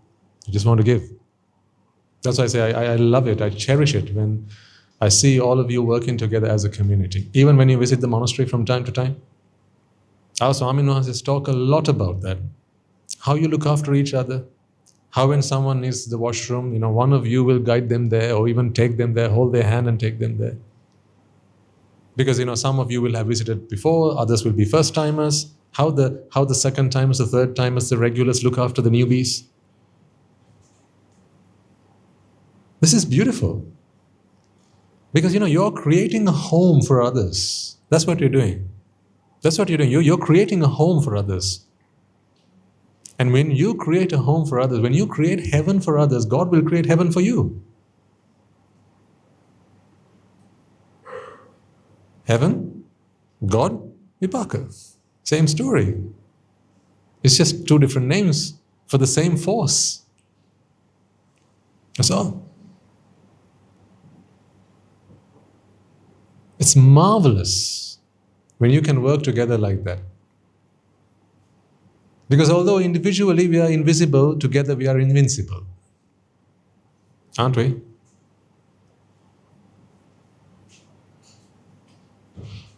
That's why we should work together. When the purpose is so great, it is as great as Nibbāna, then working together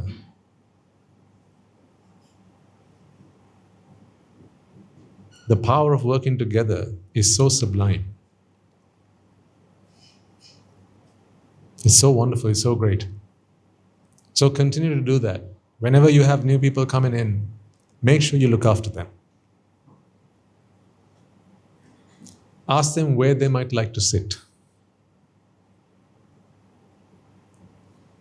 If you have been learning the Dhamma and actually internalizing the Dhamma, ladies and gentlemen, it wouldn't matter to you where you sit in this audience.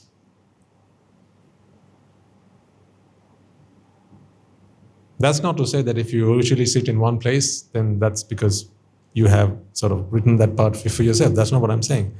But I don't think there's anyone here who, if someone walks up to you and asks, "Madam, would you mind if I sat there?" "Sir, please be my guest." I know that all of you are like that. See, those who are always willing to give for others and go back are the ones who will get to Nibbāna first. It's always like that. Guru Maharaj tells us that all the time.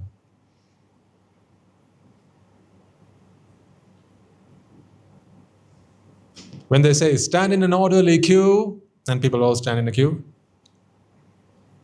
so they're all facing front.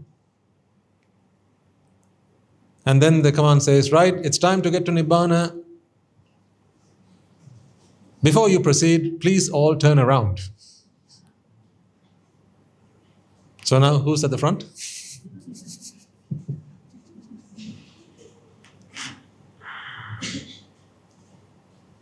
Who's at the front was who was at the back.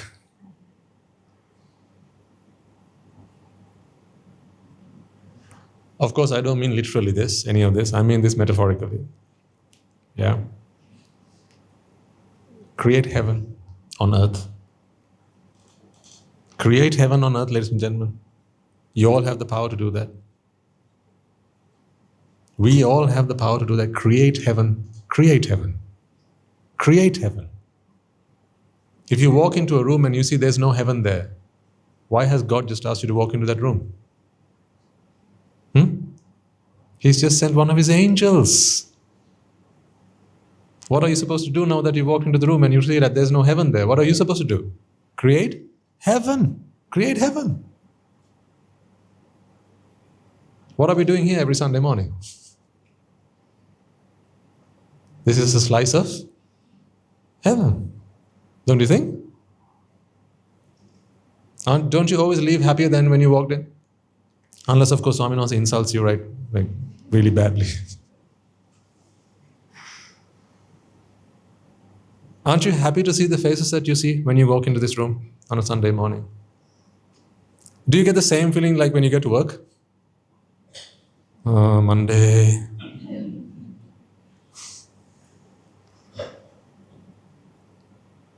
You know what used to be, thank God it's Friday for you, is it not now, thank God it's Sunday? That's what I'm saying. That's what I'm saying, folks. That's what I'm saying. It's not the roof, it's not the walls, it's not the floor, it's not the aircon. It's the people. It's the people. It's the community. It's the openness that you have in your heart. It's the love, it's the affection, it's the compassion that you are so willing to share and give to all. That's what it is. You have created heaven here. You have created heaven here. Because heaven is created in a heart. And so is hell. Hell is also created in a heart. But heaven is created in a heart. So if at home you don't have heaven, whose job do you think it is to create that? Sometimes God might send you miserable people. He might send miserable people into your life. The other day I asked you to be an angel, didn't I? On Teachers' Day, we talked about this. On World Teachers' Day, I asked each and every one of you to become an angel. So sometimes God will send you miserable people. You know, that's because He's had a chat with them beforehand. They walked up to God and said, God, I don't like this. Why, what's up? God asks. Life is miserable. Look at what you've given me. How can anyone be happy with this? I don't have money. I don't have a house. I don't have a wife. I don't have a family. My friends, they just abandoned me. How can anyone live like this? I don't have a job. I'm so miserable. Right, says God. I know an angel. You go talk to that one. So He sends you. He sends that person to meet you. Now what you should do? What should you do? Create heaven for them. Create heaven for them. You know, you have the power to change the world for anyone. For every human being that you come across, you have the power to change, to create a whole new world for them. You know, a single word is sometimes all it takes, doesn't it? Say someone bumps into you. Now they're in a fit of fury. Give me one magic word that can change all that. What's that? Starts with S. Sorry. See? You know, the magic is not in the word. The magic is in the power to be able to say that word and mean it. Because there are two kinds of sorries. Sorry. Wow, I just said sorry. Didn't you hear me? Jeez. Are you deaf or something? I said sorry, I apologized. Come on, give up already. I apologized. Is that a sorry? That's not an apology.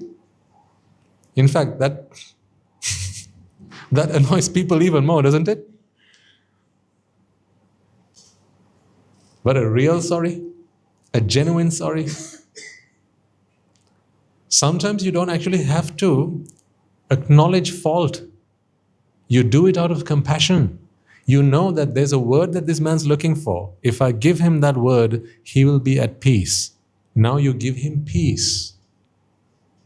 And that's why you say sorry. It does not have to be an acknowledgement of guilt. It doesn't have to be.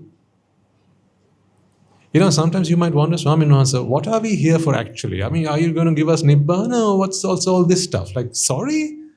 We learned that, when we were children, to say sorry. My mother taught me that. Why are you teaching me how to say sorry again? I thought this was about Nibbana. Isn't this gateway to Nibbana? Folks, listen to me. Nibbana is a very practical affair. If it's not practical, it's not Nibbana. It's what's happening within you. That's what Nibbana is. That's why I say it's not the word. It's how you feel when you say that word. It's not an admission of guilt. It's compassion. That is Nibbana, you must agree. Because admission of guilt you can do in a court. But compassion?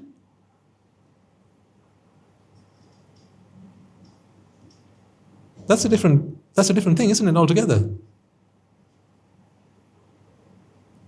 So don't be the one who has to be apologized to.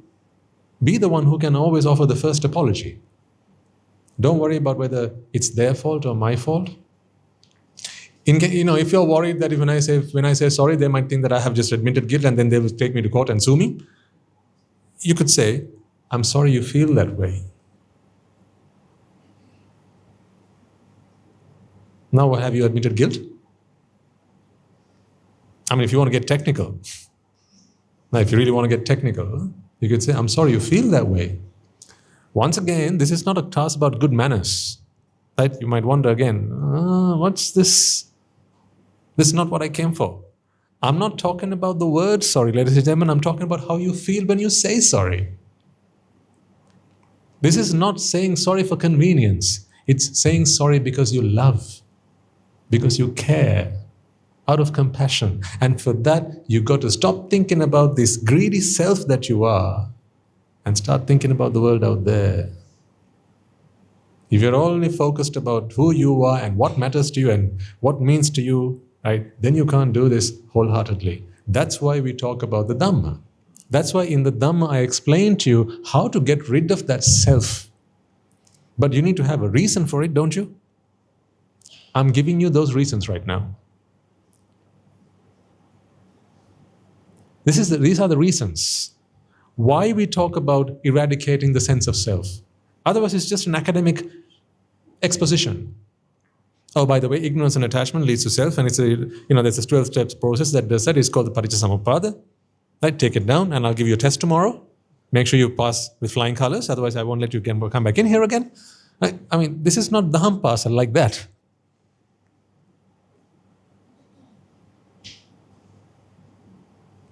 I'm not preparing you for an exam. I hope you know that. Sudhasihandra in the other room is right now working with your children. He's not preparing them for an exam.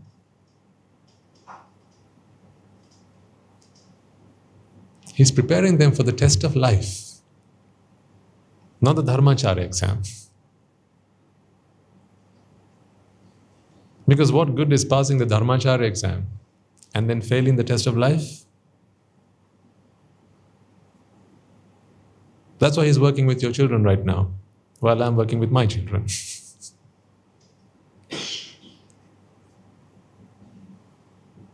So this is what the Dhamma is for. So on some days I'll give you the Dhamma, the other days I'll tell you why I'm giving you the Dhamma. On some days I'll give you food, the other days I'll remind you that you're hungry and that you need food. That will give you a reason to come back the following day for your food. I would hate for these sermons to become an academic exposition of the Dhamma. If it starts to become that, please let me know, because then we have taken a wrong turn somewhere. Because you could do that on your own. There are plenty of sermons on YouTube. Every other sermon you click on, there will be someone, either a monk, a nun, or a Upasaka Mahatya. Right? They'll be giving expositions of the Dhamma. Buy a good set of the Tripitaka books, read it. You will have enough and more Dhamma that you won't be able to finish it by, throughout your lives you can read it, but you won't be able to finish reading all of that. Learn the Abhidhamma, there you go. Just like throwing a dog a bone. You'll never finish learning all that. I mean, reading it is difficult enough, let alone trying to understand all that.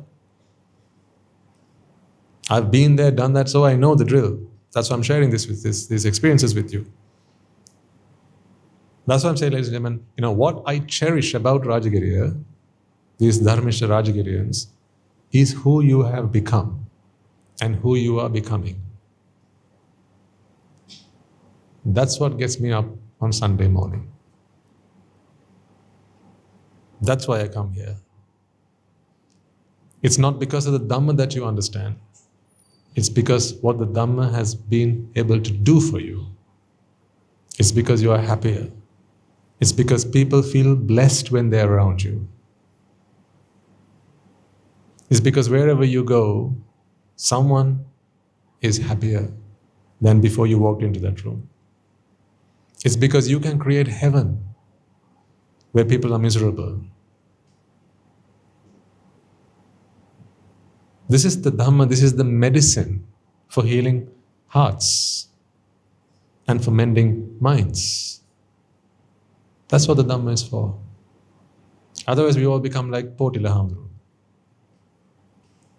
Potila Hamdru was a monk who lived in the Buddha's era, in the Buddha's time, and he got admonished by the Buddha because he had been around in previous Buddha's times as well. He'd learned the Dhamma, he'd been a good student of the Dhamma, he'd learned the Dhamma, he'd gone around preaching the Dhamma, but he himself was still a Pruthakjana. He had not practiced the Dhamma. So with every Buddha he went to, he walked up and said, "You know what, Buddha? I'm just like you. I go around preaching the Dhamma to people. Ask me any question, I can answer." So the Buddha remains quiet. I've shared this story with you in the past. On the third occasion, he says there's no response from the Buddha, so he gets up and leaves. And the Buddha then says, "Are you leaving, Tuchcha Potila?"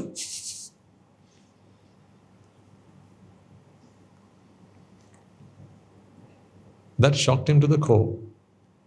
He said, "Why is the Buddha talking to me like this when I have done such tremendous service to the sasana?" So he turns around, comes back and asks the Buddha, "Venerable sir, why do you talk to me like that? I have just told you all the good things that I've been doing for your sasana, spreading the Dhamma. I'm just like you." And the Buddha says, "That's not what I asked you to do.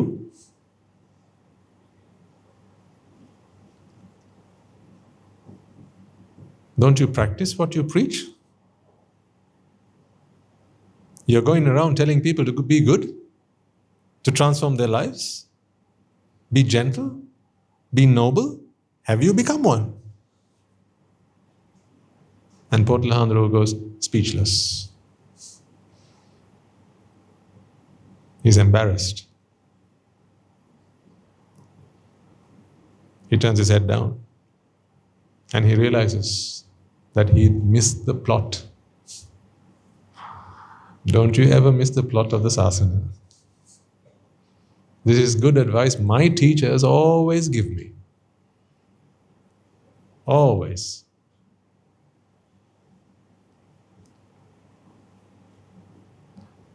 Let there never be the day where I feel my purpose is just to go around preaching the Dhamma to people.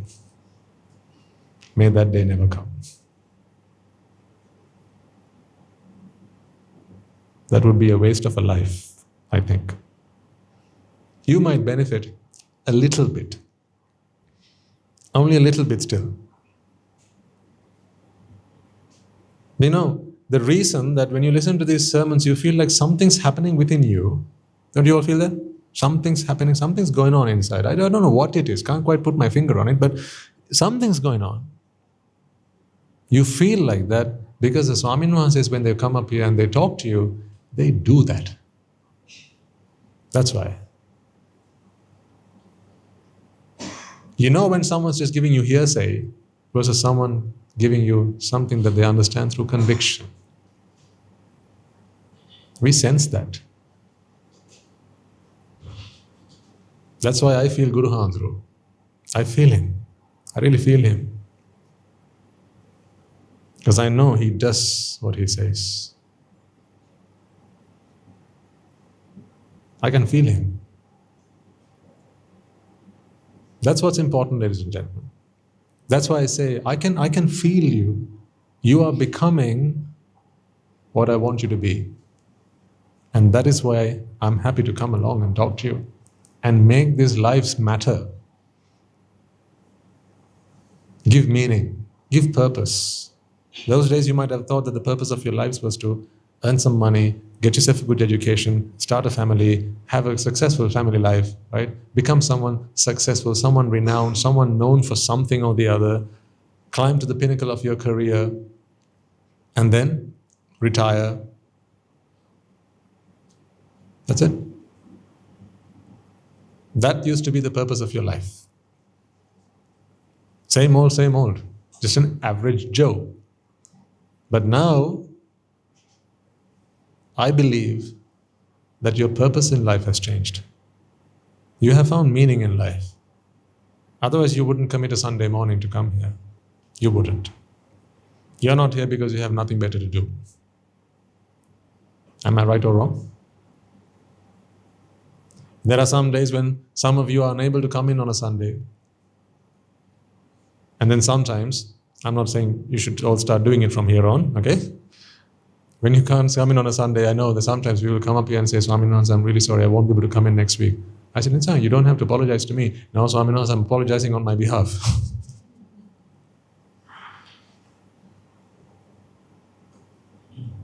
That's what I mean. They're not apologizing to me. They're apologizing on their behalf. It's not the same thing, Swaminathan, when I watch it on YouTube. It's not the same thing. You know what they're talking about? It's the same, Swami. It's the same. It is the same thing. But what's not same?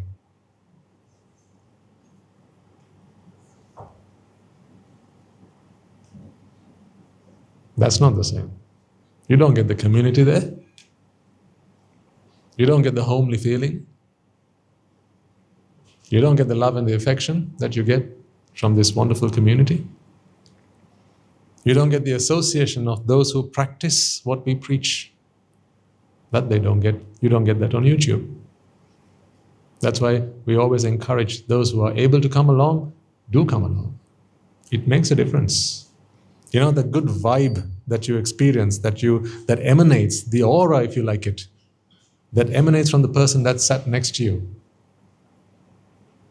That soft spoken word, that bit of gentleness, that bit of kindness, that smile with which they greet you, all of that matters. It's all part of the whole picture. That is why the Buddha created a community. Otherwise he would have said, monks, here's the Dhamma, now go practice on your own. You have an alms bowl, you go find your own food, you don't have to live together. Isolate yourselves. The Buddha didn't say that. He started the community, he established the community. And in fact, he set down rules of conduct which required the communion of members of the Sangha. It required that. Even if a monk lives alone, somewhere in isolation, it is mandatory that at least twice a month, they get together as a community. Ask yourself, why might that be? On the way here, Sudhasihandra was asking me, Swaminathan sir, I understand that what we should do is contemplate the Dhamma. But sometimes I feel like it's not happening enough for me. How can I do it better? How can I do more of that? We are talking about someone who's actually committed himself to the sasana. He's one of the best young Swaminathans at the monastery. I can say that with hand on heart. That's why he's been entrusted with your dearest children, and he cares a lot about them. So he's asking me, how can I practice the Dhamma more? How can I be more contemplative? So on the way to Rajagiriya, he was asking me this morning. And I said, Swaminathan sir, there's actually nothing you can do to do that, because it is not you who does it in any way. It's not you who does it.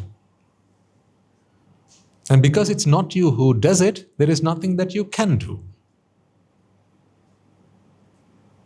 Can do what? To be mindful.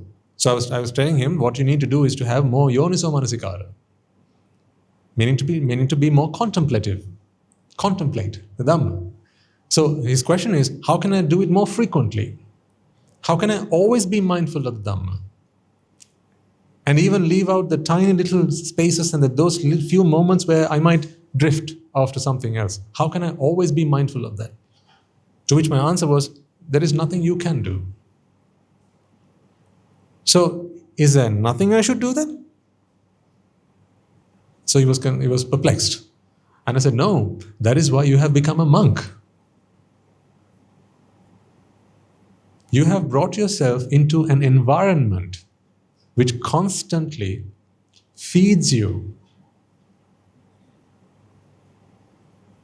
It gives you the environment which gives rise to chittas that constantly run the Dhamma in your mind. See, I asked him this question. As I speak to you, and I'll say the same to you as well, as I speak to you, can you try and not understand what I'm saying? So this is a challenge. Right? I'm going to say something to you and I want you not to understand what I'm saying. Okay? Okay? Okay? Okay, what? What did you just say okay to? But I just told you not to understand. Why did you understand that? So can you not understand? Can you do that intentionally? Can you do that deliberately? You can't do that, right? It's because it's not you who does it, you can't not do that. You can't stop that from happening. There is never a doer. There is only the done. When there are causes, there are effects. That's why you can't not hear that. You might say, well, of course, I can plug my ears and then I won't hear it, Swami answer. No, that's not you not hearing it. All you did there was take away one of the causes. Vibrations in the air must travel to your eardrums and your eardrums must vibrate. So if you block that column of air, then you don't hear. And that's because you blocked the column of air from vibrating, not because it was you who didn't want to hear. In other words, there's not really anything for you to do here. So I explained to him that what needs to happen in your mind is these chittas need to keep running. And each time a chitta runs with the Dhamma, it cleanses the mind. It's a bit like this. Here's the environment on which a chitta is born. When a chitta is born,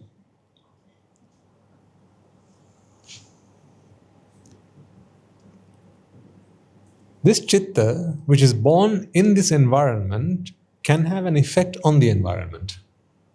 I'll say that again. A chitta, this is the chitta. This is the environment. The chitta that is born in an environment is of course affected by the environment. Right? So the environment is like the parent, the source of the chitta. But the chitta can, once born, have an effect on the environment into which it was born. It's a bit like this. If I were to give you an analogy, let's say a child is born to a poor family. So a child, when born to a poor family, is the child rich? Is the child rich now? The child is poor, isn't he? He or she is poor because they've been born into a poor family. So the child may not have the best of everything. In fact, they might have very little. But what can the child do now? Can the child not take the family out of poverty if he wanted to? You might have some stories of your own that you would like to, you're reminded of right now. A child born into a poor family can, if they wanted to, completely change the course of that family, couldn't they? Completely change everything and transform that poor family to a what family? To a rich family. It's the same thing that happens here. This chitta might be born into a defiled environment. This is a defiled environment, let's assume, a defiled environment. A chitta can be born. That chitta which is born into this defiled environment has the potential to cleanse the environment before it passes away. That is very powerful, ladies and gentlemen. The ability to do that is so powerful. The chitta is born into an environment, but because of something that comes from the outside. These some things are either sights, gone, sounds, yes, smells, taste, touch, and there's one more. We call it dhamma. Ruparammana, Shabdharammana, Gandharammana, Rasarammana, Pottabharammana, and Dhammaramana. Basically thoughts. Thoughts. Or thought objects, if you like. So it could be a sight that is placed in front of your eyes. Could be a sound that the ear is receptive to. Could be a taste that the tongue picks up. Could be a smell that the nose picks up. Could be a sensation that the body picks up. Or it could be a thought that arises in the mind itself. Now, think about this for a second. This is an environment that is defiled. Okay? I think this is a perfect example for that. Did you all come here as saints? Any Rahatan Mahas in the room? Just quickly give me a show of hands. Because we have to swap places. I need you more than you need me then. If you are the Rahatan Mahas. Okay. So then we have to all admit that we have come here with a defiled, not a mind, a defiled environment. Okay? A defiled environment. Into this environment, chittas are born. Even at home, this happens. So the dog barks. Not the two-legged one, the four-legged one. The dog barks, and what happens? Sorry. This is when you regret coming on Sunday, right? So the dog barks, and what happens? A chitta is born. Because that's just a sound. Now you're here and Swami Namaste speaks to you. That is also a sound. But your mind doesn't stop there.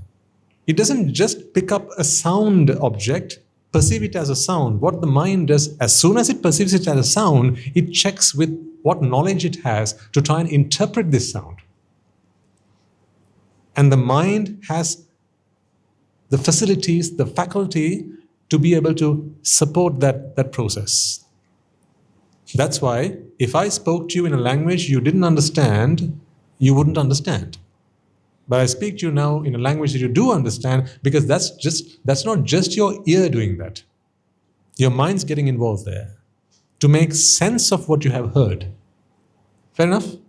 All clear? Yeah? Perfect. So when the ear has heard a sound, now the ear engages the mind to make sense of what it has heard. When the dog barked at home, you knew it was your dog. And you check with your knowledge base, and it might have even reminded you, it's time to feed the dog. That's why it's barking, right? Or someone's at the door.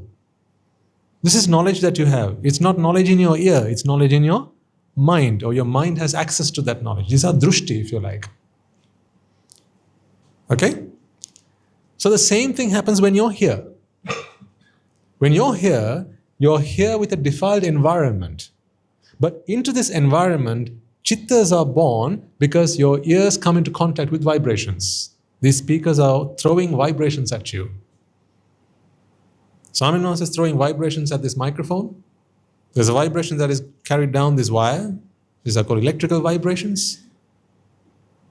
And then they go to the speakers and they vibrate. There's a diaphragm that's vibrating there. Then the air vibrates and your eardrums vibrate. And then the liquid in your ear canals, they vibrate.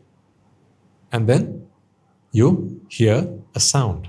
But that is not enough for you to make sense of what you've heard. You now have to engage your mind which has access to drishti, to views, to knowledge, to make sense of what you have heard. Now here's the beautiful part. Here's the most interesting part. When you hear the Buddha Dhamma, remember you're hearing the Buddha Dhamma while you're still in a defiled environment.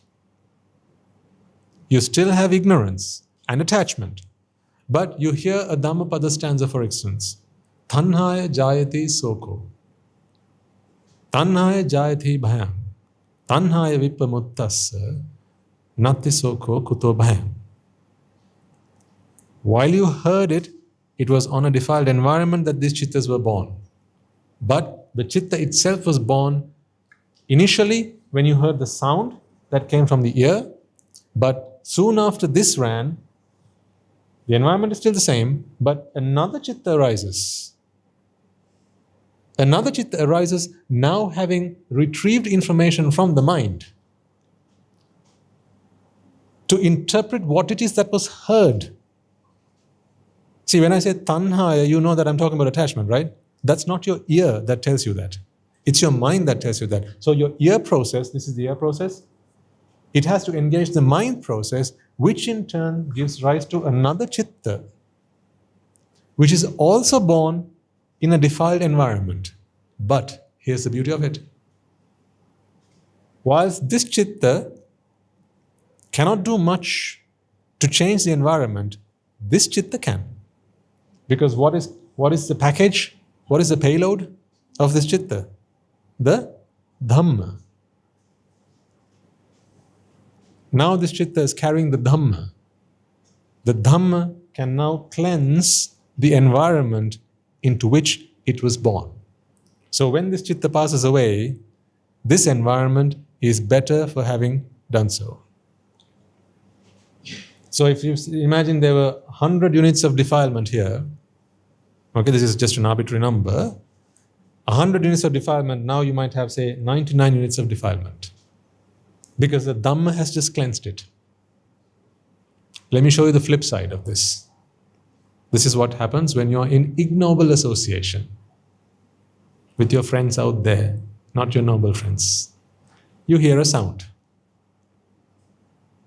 Okay? You hear a sound. You take it to your data. Let's say what you heard was someone singing a song.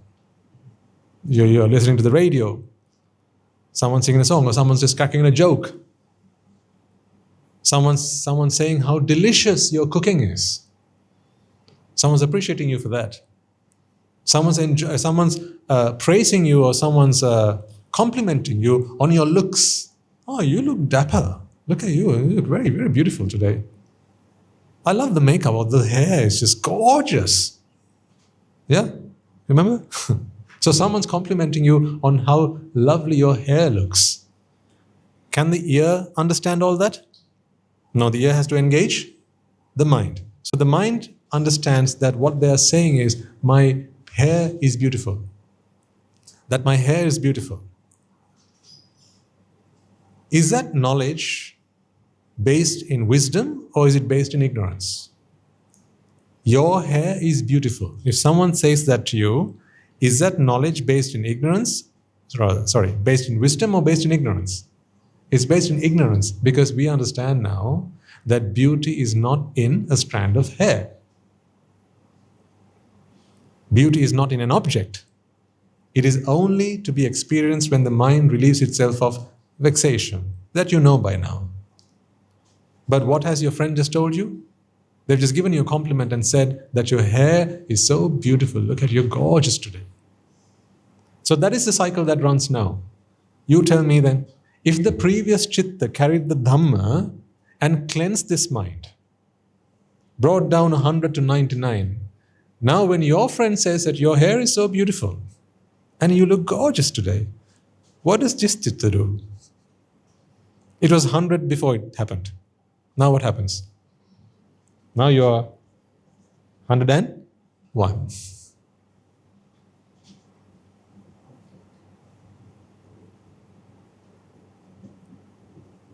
Your mind is now more defiled than when it started. So every time you're in the association of ignoble people, by ignoble people, I don't mean they're bad people or they're terrible people, they're dirty people. That's not what I mean. They're not vile, vicious, and wicked. What I mean is they're just people who keep telling you that the world is beautiful. They give you nonsense. You are great, you are wonderful, without any relevance or without any connection to the Dhamma. They satisfy your ego. They ignite the fire of desire within you. They try and engage you in sensual whatevers. They ignite sensual lust within you, sensual desires within you.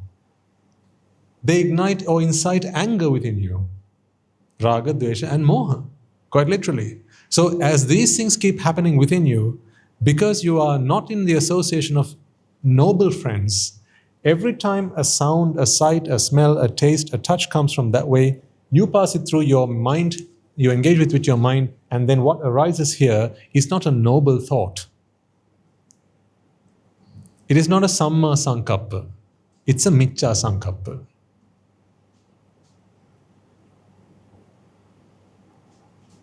Because what you received is not a samma ditti. It's a micca ditti. Therefore, this chitta is now going through not samma samadhi, but micca samadhi. Therefore, the chitta itself is in not samma sati, but micca sati. Meaning, this chitta is now unwholesomely mindful. That mindfulness does not do you any good. All it does is this: it defiles the mind environment into which it was born. Actually, it doesn't leave it as bad as it found it. Gone? It doesn't leave it as bad as it found it. Then, what is it? It leaves it worse than it found it.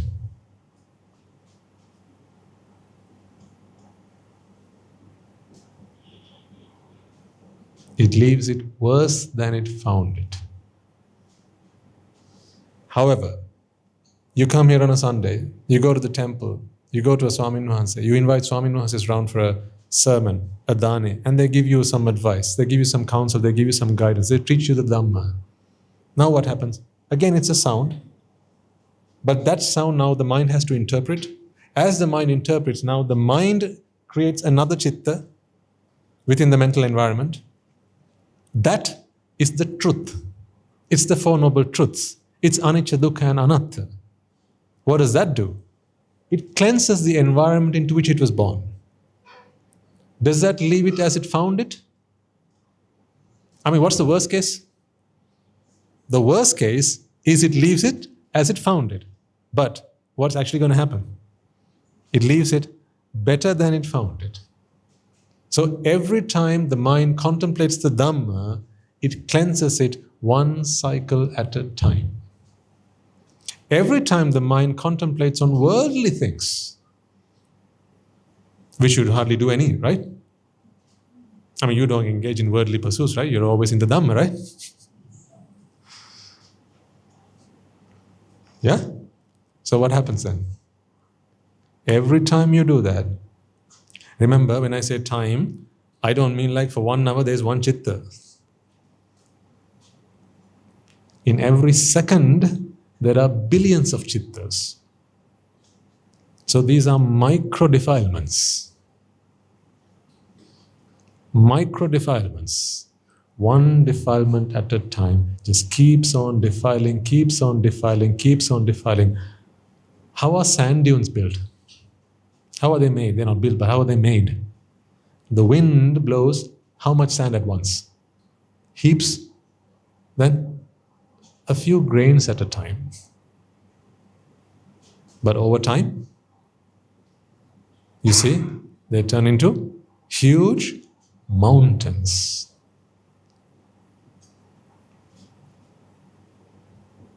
That is what ignoble association does to you.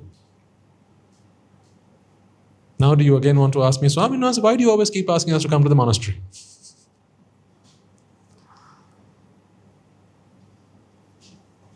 The jury's out.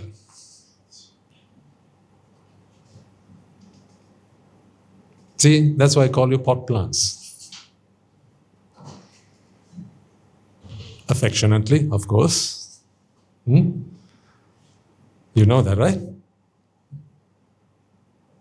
See, when you're in ignoble association, when you're among people who say, hey, let's go watch the next film. There's new films out. It's amazing. It's wonderful. It's gorgeous. Let's go watch it. Hey, have you tried this new Chinese place in town? It's a nice joint. Let's go try the Chinese joint today. Oh, you know, auntie's cooking is just gorgeous. You should try it. It's wonderful. Have you tried her pies? They're incredible. Every time you hear something like that, what happens to your mind? One cycle at a time, it keeps on being defiled. One defilement after the other, one defilement after the other, micro defilements. Remember, Rome wasn't built in a day. So you're not going to go to hell in one day. It's consistently doing the wrong things over and over and over again. That's what your life amongst ignoble friends does to you. Prove me wrong. You know the deal we have. Yeah? Regulars, you know the deal we have. Prove me wrong and I'll come and do what for you? I will work at your home as a laborer, right? I will be a maid, a housemaid to you and serve 1 whole year, no charge. Prove me wrong. Are you still going to ask me, Swami Nahansa, why did you ordain Swami Nahansa? Why did you become a monk, Swami Nahansa? Money problems. Was it relationship problems, Swami Nahansa? Like something happened? Here's the answer. If it was you who was going to attain Nibbana, you don't need to come to the sasana. If there is a you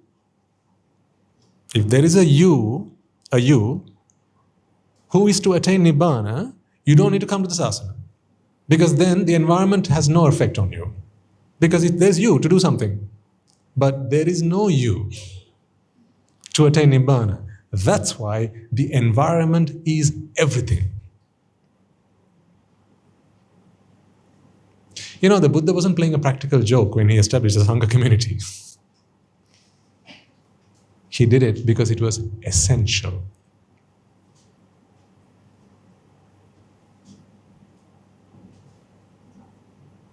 Once again, if you are dead serious about Nibbana, I won't ask you to come into robes because you won't like me saying that. And for some of you, maybe you've missed the boat in this life. Sorry. But if you are dead serious about Nibbana and you have everything going for you, lo and behold, ladies and gentlemen, this is the logic behind why you must take that opportunity when you can. Otherwise, you have to ignore all this and prove this all wrong and say, none of this is true.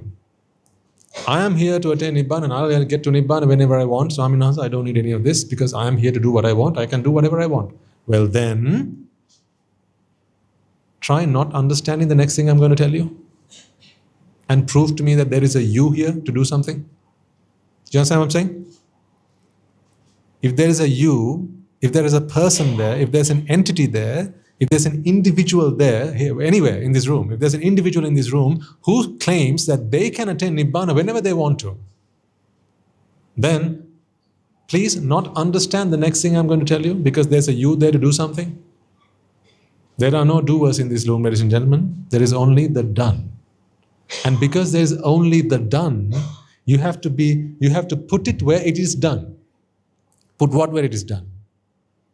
Put your mind where it is done. And when your mind is in the environment that is required to cleanse the mental environment into which it is born, now Nibbana will happen for you.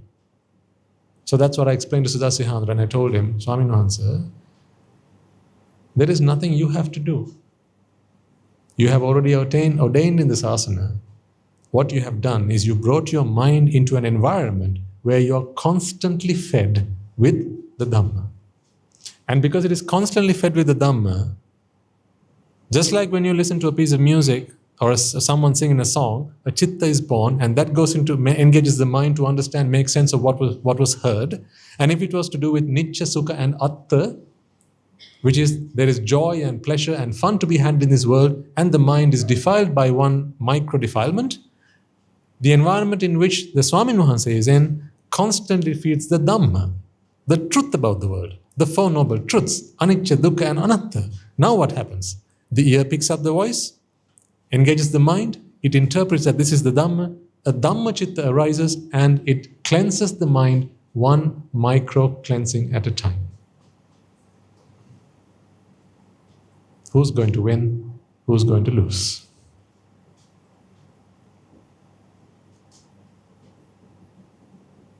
I didn't walk blindly into this asana, ladies and gentlemen.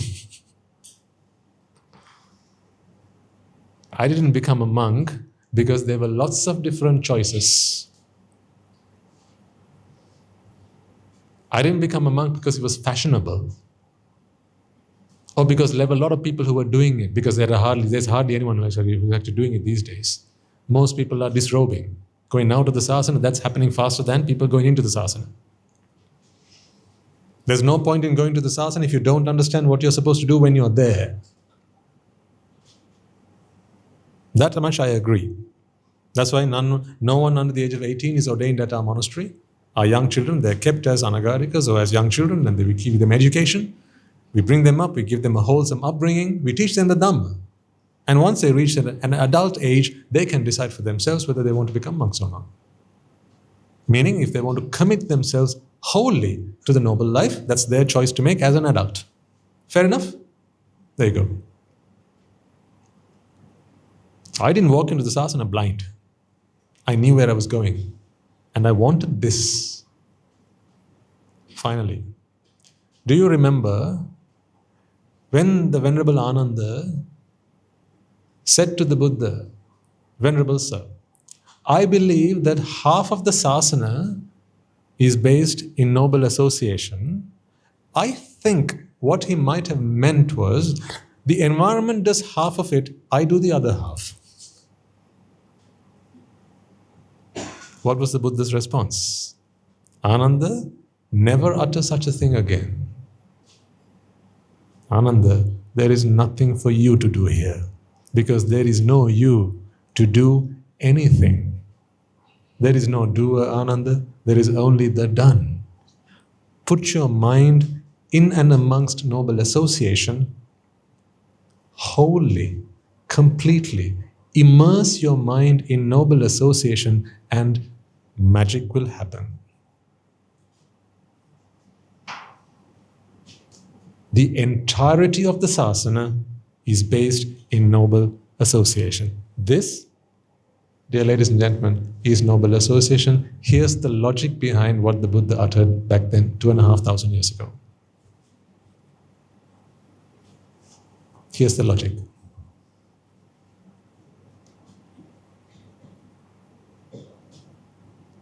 This is what happens to you on Sunday morning.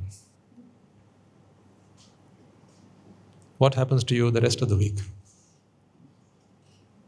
Look down, look down, look down. That's it, that's look down.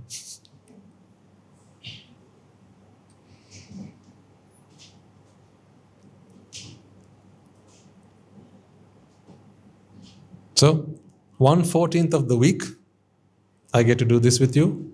13/14 of the week, people have their way with you. The others have their way with you 13/14 of the week. Why? Half a day. 1/14 of the week, I get to have my way with you.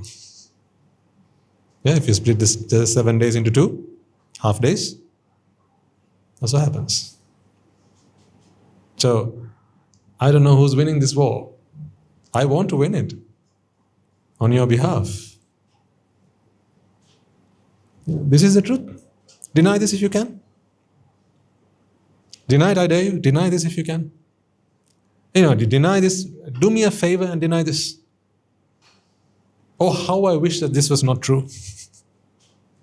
Oh, how I wish that I didn't have to remain in robes like this. Then I could come and party. Won't you take me home and give me a nice meal? At least for, even if it was rubbish, right? I've been doing a bunch of sermons for the last however many. Like, at least as a reward for that, would you not, right? Give me a meal or something at least. Let's go home and have some fun. Please deny this on my behalf. Deny it. If you can't deny it, then this has to be the truth. This is why the Buddha says, noble association is everything. Because there is nothing for you to do as an individual. There is no individual inside of you. It is because of these defilements,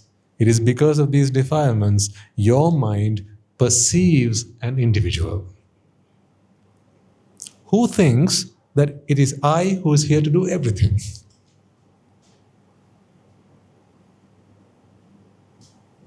What a load of trash.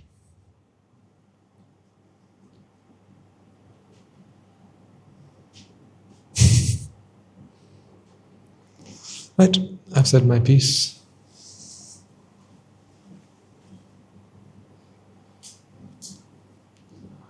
What are you here for again? You offered these betel leaves and said what? Be careful with the wishes you make, okay?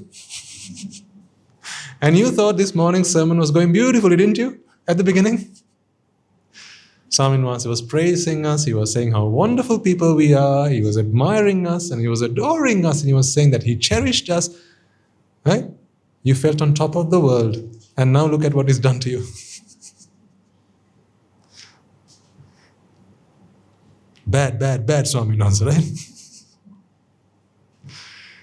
No, but I have to fulfill my duty. You offered these betel leaves and you said, Swamin Wahanse, out of compassion for all of us, please would you preach the Dhamma as it was preached by the Buddha and save us from the suffering of samsara. Okay, there you go. What you order, you get. We always score five stars for customer service here. What you order, you will get. So the next day come and the Swamin Wahanse, out of compassion for us, please teach us a Jataka tale or something. Don't teach us this stuff, because once we learn this stuff, it's incredibly difficult to go home and live normal lives.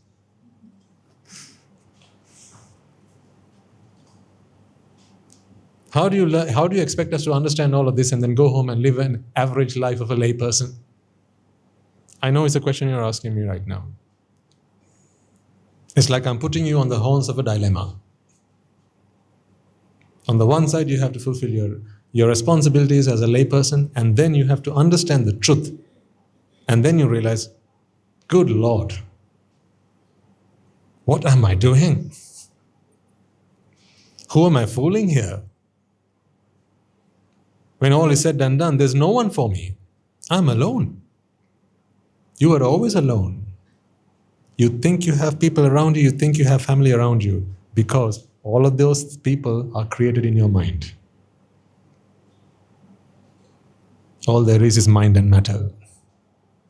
Your family, your mother, your brother, your sister, your father, your husband, your wife, your friends, your colleagues, these are all creations of your mind.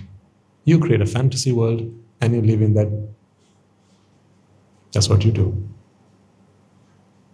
So sorry to burst your bubbles, but this is the truth.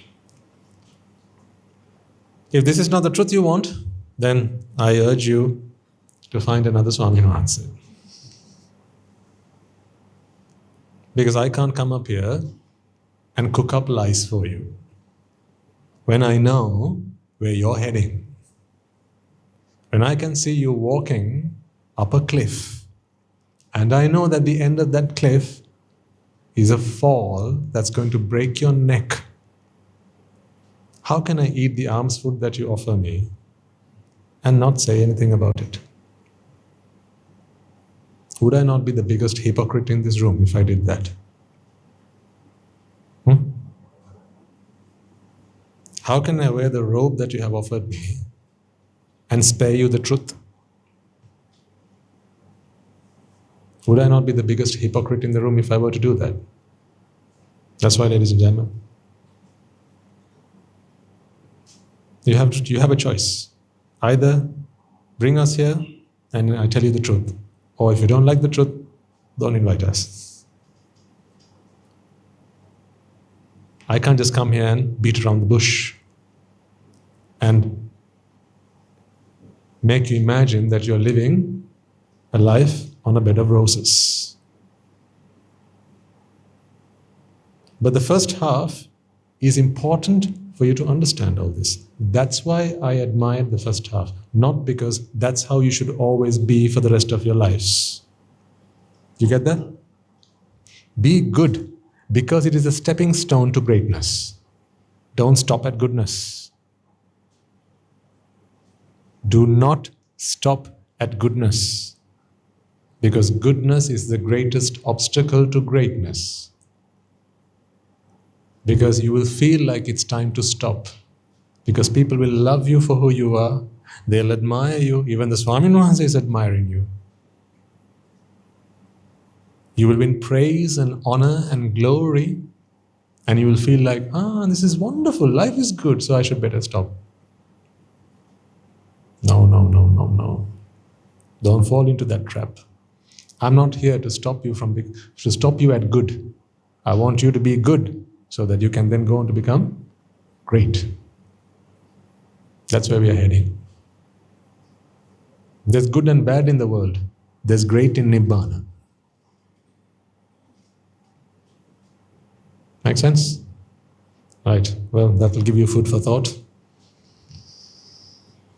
Not next week, but the week after, we have the Katina ceremony at the monastery on a Saturday. So typically what we do at the monastery is we have an overnight Pirit chanting that starts on Saturday evening after Guru Hamda's sermon. So it's an overnight Pirit chanting, and then the following morning they bring the Katina cloth from the Anagarika Rama on in a procession, and they bring it to the monastery where, as is customary, the cloth is handed over to the monks to be then stitched, dyed, and prepared as a Katina robe. So, unlike what you might experience in some other places, neither is right or wrong. What we do at our monastery is, rather than sort of dedicating a Katina ceremony to an individual, we hand it to a family. Not a family, our family. So at our monastery, there's no one actually doing the Katina ceremony per se. Everyone's doing it. Because everyone comes with an understanding of the Dhamma. That's why I love it there. No one says, that's my Katina offering. Don't anyone else get involved in that. Because what happens when you do that? Now you're full of delusion, full of ego, and you don't want anyone else getting involved. What that does to you is it diminishes the amount of merit that you can earn out of it. Why in vain after you've spent all that hard work, time, money and all that? So that everyone can benefit from it, everyone can enjoy and everyone can rejoice in it. It's everyone in the family of Jetanarama Monastery who make the Katina robe offering. So that happens on Sunday morning. You're all welcome to come along. I was wondering whether you might actually be able to make the trek on Saturday night for the Pirit chanting and then stay on. So I'm going to make an offer to you. You can either come in on Saturday evening. If you are coming, I invite you to stay for Guru Hamda's sermon as well, because that's the best part of the whole thing, if you ask me. So stay for Guru Hamda's sermon, and then you can stay back for the Pirit chanting. But if you, for whatever reason, you're engaged, you're busy, other priorities you have to deal with, and so you can't come in on Saturday, then Sunday morning, I will confirm the time next week. Sunday morning, you can join the procession and bring the katina cloth. And after that, there's going to be an alms round. I think we'll have a dakinayo on the day, yes. And then you will have the katina robe offering, which you can get involved in. Depending on whether you will be coming in on Saturday or not. So, assuming that the majority of you will be coming on a Sunday, I will try and arrange a sermon on Sunday at the monastery.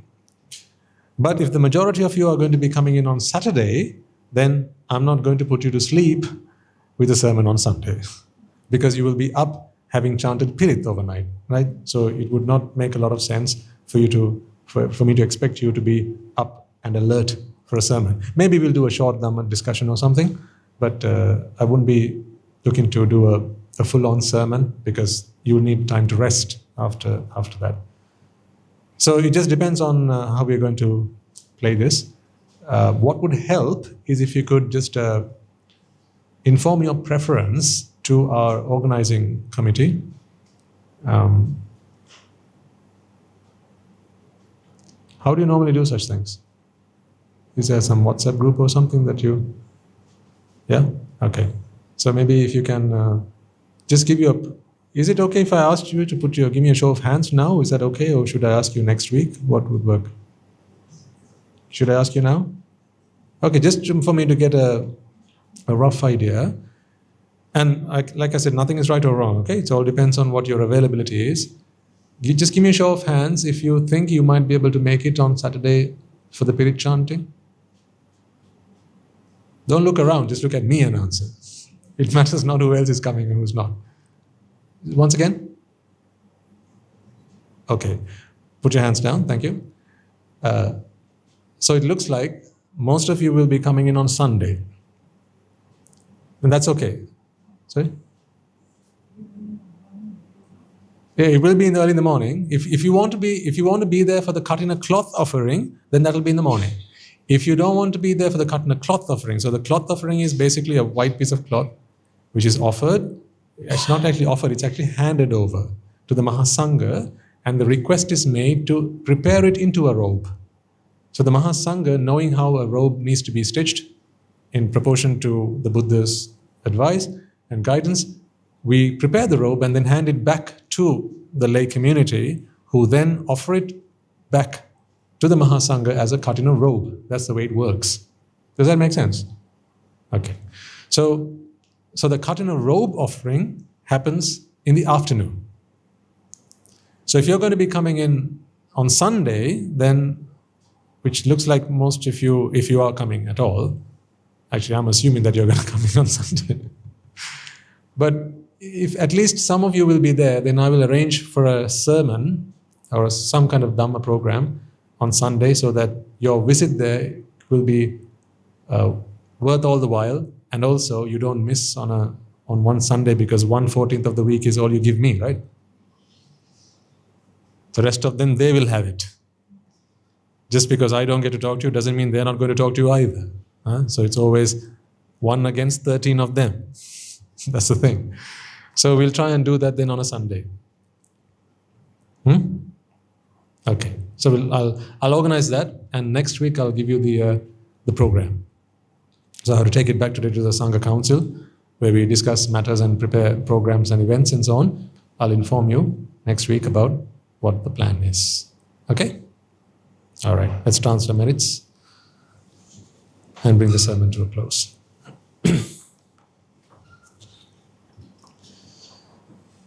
All right. Let us all take a moment then to transfer the merits that we have all acquired by inviting the Swamin Wahanse to deliver the sermon, creating a conducive environment for all to come along and listen to the Dhamma in peace and comfort, as well as in listening to the Dhamma, contemplating the Dhamma, and engaging in various meritorious deeds today by making offerings to the Noble Triple Gem.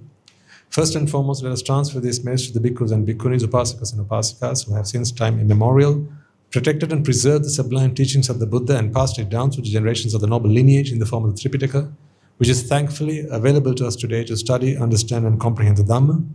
Let us take a moment to transfer these merits to the monks and nuns resident in your local temples and nunneries, including the Mahanayakas and the Anunayakas and all of the members of the Sangha present throughout the world. Let us also transfer these merits to Guru Swami Nuhanse, my teacher, as well as all the monks resident at the monastery and the Anagarikas and the Anagarikas resident at the monastery. Let us take a moment to transfer these merits to those who make great efforts to disseminate the teachings of the Buddha and pass it down to the generations of the noble lineage. And transcribe these sermons, transliterate these sermons, and make them available for all to practice the Dhamma and to attain their salvation. Let us also take a moment to transfer these merits to those who make offerings to the Mahasangha, friends of the monastery, our devotees who offer the Mahasangha shelter, alms, robes, and medicines, as well as pass on their know-how and continue to extend their well-wishes. May they all rejoice in these merits.